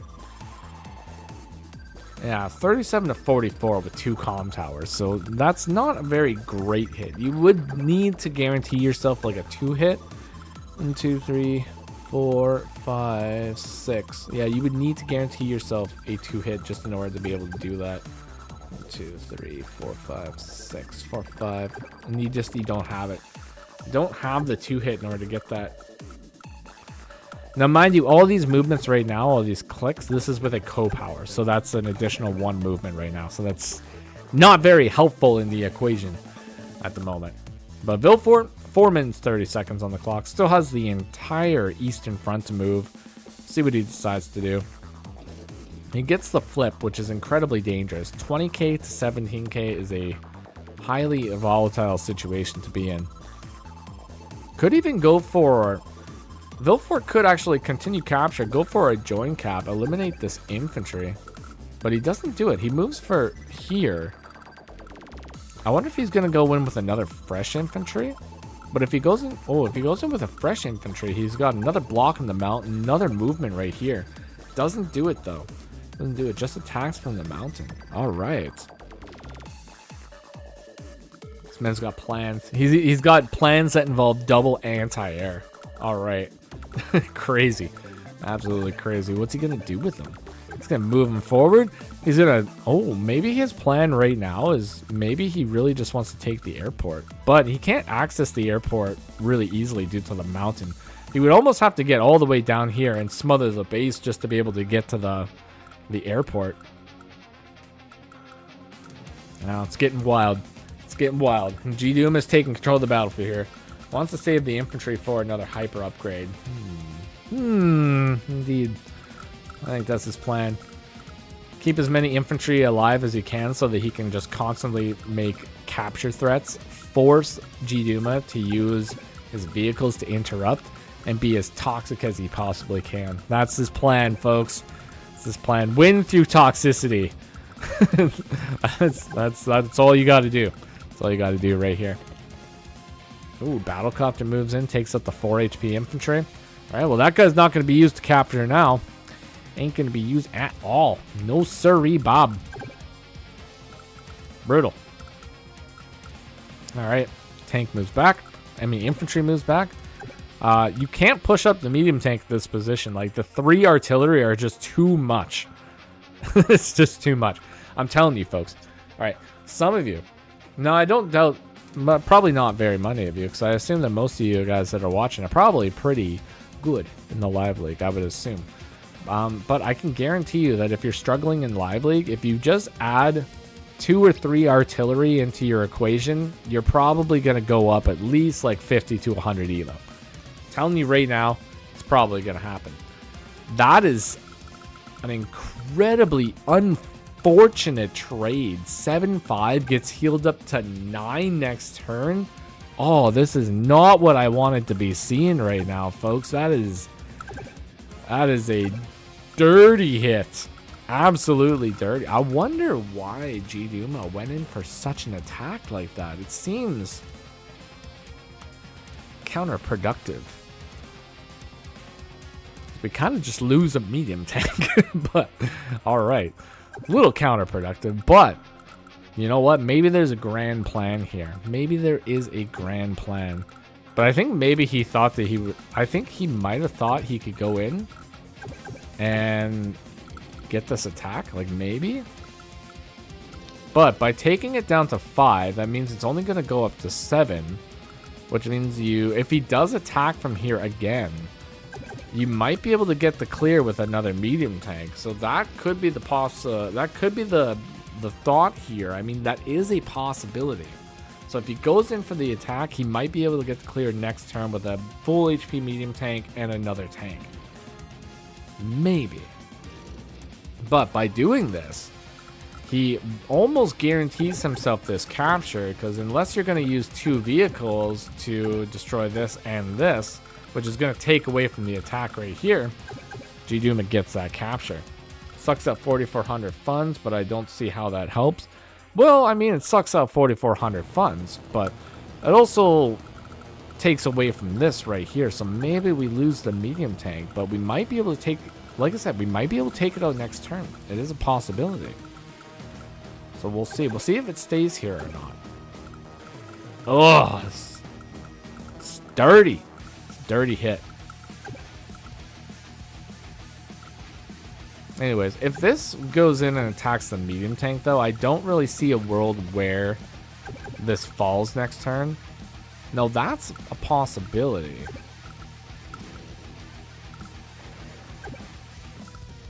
We can't get a 2-hit, though, because we don't have the units for it. So we only get another single hit. That's a significant loss, actually. That is... Ooh, that's a big loss. That's a huge loss. Oh, no. I doubt Vilfort cares about that capture. Well, I don't think he really cares about the capture very much either, because he's ahead in income right now. But G-Duma definitely cares about that capture. Like, he needs that capture right now. Being that 17,000 funds is not a very fun place. 18,000 funds, you can get some stuff done with 18,000 funds. But 17 is one of those very difficult numbers to really work with, especially on a triple base airport map. And Vilfort is just, he's slow pushing, man. He is slow pushing here. He's got the medium tank, triple artillery flipping combination over here. And he's just taking it so slow. He's just moving one square at a time. Just getting himself closer and closer to smothering G-Duma. Oh, my lord. I mean, at this point, too, it's like, it's almost not even really worth it to go in for interrupts on the properties. Like, what you really need to do in this position is you have to get the KOs. Like, you have to destroy the army. If you don't destroy the army, he's just going to keep pushing up here. Nice hit on that Neo tank this time, though, but Vilfort is so close to a co-power that it might not even really be worth it. The Neo tank is going to get healed up to 9 HP next turn with a super co-power, and that is going to be incredibly strong. Oh, no. The kick puncher special. That's what I'm talking about. Infantry base skip medium tank. That's what it's all about. That's what it's all about over here, folks. Let's flipping go. Let's go. Do it. Kick puncher style. Boom. Punching with the power of kicks. All right. So if we don't do 50% damage to this infantry camp in the city, it's going to get the city anyways. Oh. Going to go in with the medium tank. So we get a...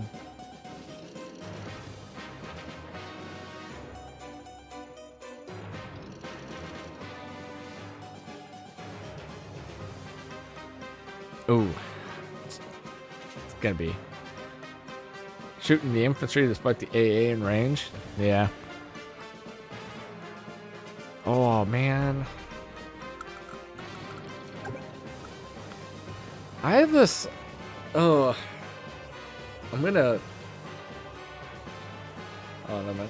This is going to be a very, very devastating turn for Vilfort. Like, Vilfort is gonna get some flipping damage here, and it is gonna hurt like a lot. if he goes in for the super, that is. Yeah, and it's gonna be big. It's gonna be some big flipping hits. It's gonna be a medium tank down too, with no medium tank to cover. Oh man. And that's gonna come in and strike this. Might even be able to get a clear with the double infantry strike as well. Like 1-2 puncheroo right here, folks. Oh, he gets the 1-2 puncheroo. Another infantry is gonna be destroyed here with the double, but no infantry to capture a property though. Oh, and nothing to counter the medium tank, and Vilfort moves in like slightly farther. This is the big thing though. This is not what oh my god! No! No! We didn't want to see it. We didn't want to see it, folks, but it happened. It happened right before our eyes. Oh, very dangerous. Very dangerous stuff. Alright, Battlecopter takes out the infantry. Solid hit, not gonna lie, folks. Pretty solid hit indeed. Now I'm probably gonna see a move. Medium tank moves in. Get a little clear. Get a shot here. And G-Doom is down to 12 units, folks. 12 units. 76 value. 76,000 value to 169,200. And builds a missile. He builds a missile. A missile and a mech. Because G-Duma has resigned. Oh my god, folks. We got the anti-buy resign over here from Vilfort. Holy moly, what a battle between these two. G Duma holds out for so long here, folks. What a massive battle. GG, well played indeed. Bad manners / big missiles. BM. Yeah, that's what it is here. That's for sure. GG. GG, G Duma, and GG to Vilfort. Officially, folks, you all witnessed it here. The very first crowning of a king of the hill.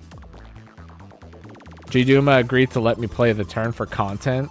Yeah, that's what I'm talking about. That's what I'm talking about, G Duma. For the content. Except I didn't like the fact that the Neo tank destroyed the medium tank. That was actually very counterproductive to my worldview, but that's okay. It was all for the content, folks. Well played indeed. Vilfort is our official first king of the hill. Oh, well played, Vilfort. Congratulations on your crowning ceremony here. And now it will be up to the community to battle it out, to be able to be named the #1 contender, to face off against our current king of the hill, Mr. Vilfort, in a best-of-3 battle. So hopefully we will be having another stream in the near future where worthy contestants will battle it out to become the #1 contender. And then we will have the championship stream where Vilfort will defend his title. And is that going to be absolutely wild? Absolutely wild indeed. Sorry. wait. I gotta read this. Hold on. Wait. Get out of here, pen. Sorry for the loss of so many medium tanks. Yeah, the Neo tank. Yeah. The Neo tank one shot in the medium tanks was very unfortunate. It's very unfortunate indeed. Some big rolls, but it's okay. I will get over it somehow. I will get over it somehow. Wild stuff, folks. But I think, like, I don't know, man. Like, where was it? There was a turn here, like, very early on. And I think it basically, like, at this point, this is really, like, where the battle just, like, turned around into the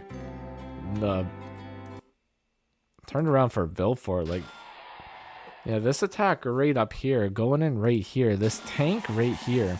Now, this is probably pretty obvious to most people, right? But, well, not necessarily obvious that I can get surrounded or anything, but moving the tank here, I mean, specifically to block some big attacks here.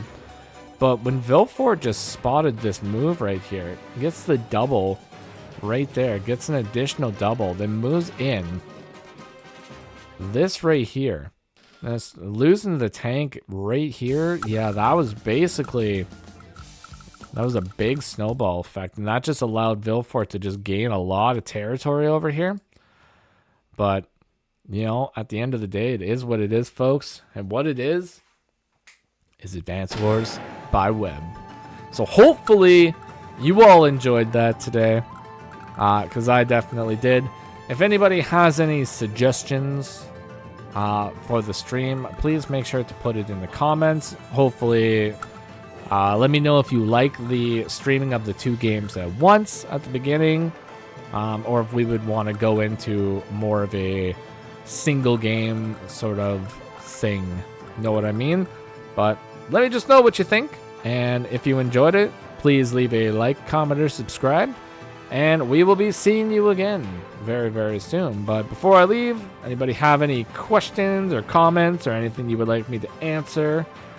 Or anything like that. That's about it. It was fun to play. Hope to be back again in Season 2. And try for the crown once again. Well, G Duma, it's not really going to be like seasons. It's just going to be whenever we host them. We're just going to try to host them as much as we can. I'm really looking to try to... I want to try to host at least like maybe... Well, I want to do like a minimum of at least maybe 1 a month. But I want to try to do 2 a month if it's at all possible. But at the end of the end of the day, it really just depends on the players and organizing schedules, right? So I want to try to do it on Saturdays around the time of this stream if possible.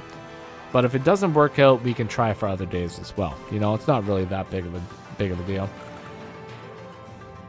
Nice maps. Yeah, you know, I thought they were cool maps. See, this is another thing that I'm going to try to do is I'm going to try to not pick those maps that just everybody already knows and everybody plays on. Now, I'm not going to pick maps that have a clear, like, player 1, player 2 advantage. Like, what I'm going to look for is I'm going to look for maps that have a very, very even win rate between the two players, not anything too significant. I'm going to try to limit it to at least A rank maps so that I know there's not going to be any significant turn advantage or anything. But I'm going to pick the maps that are not normally seen and that are really funny. And also, I might also potentially get people to make maps for it. And if anybody makes a funny map, I might use that. But also, the championship rounds are going to be very different. So there's going to be potentially some different rules to the championship rounds. We will be seeing some tier 0 matchups in the championship rounds as well, folks. So do get yourself ready for that because I like a good tier 0 game and we don't get to see them often enough. So we're going to get absolutely silly and it's going to be funny. All right. Any more questions, comments, concerns, or things you would like to see in the future?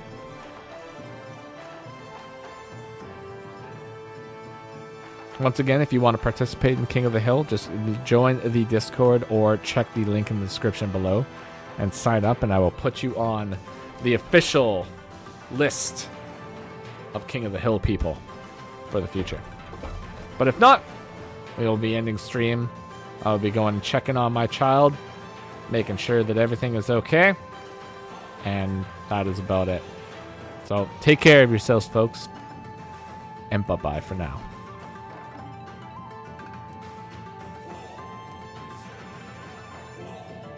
Oh, we're going to be banning units. Don't you worry about that.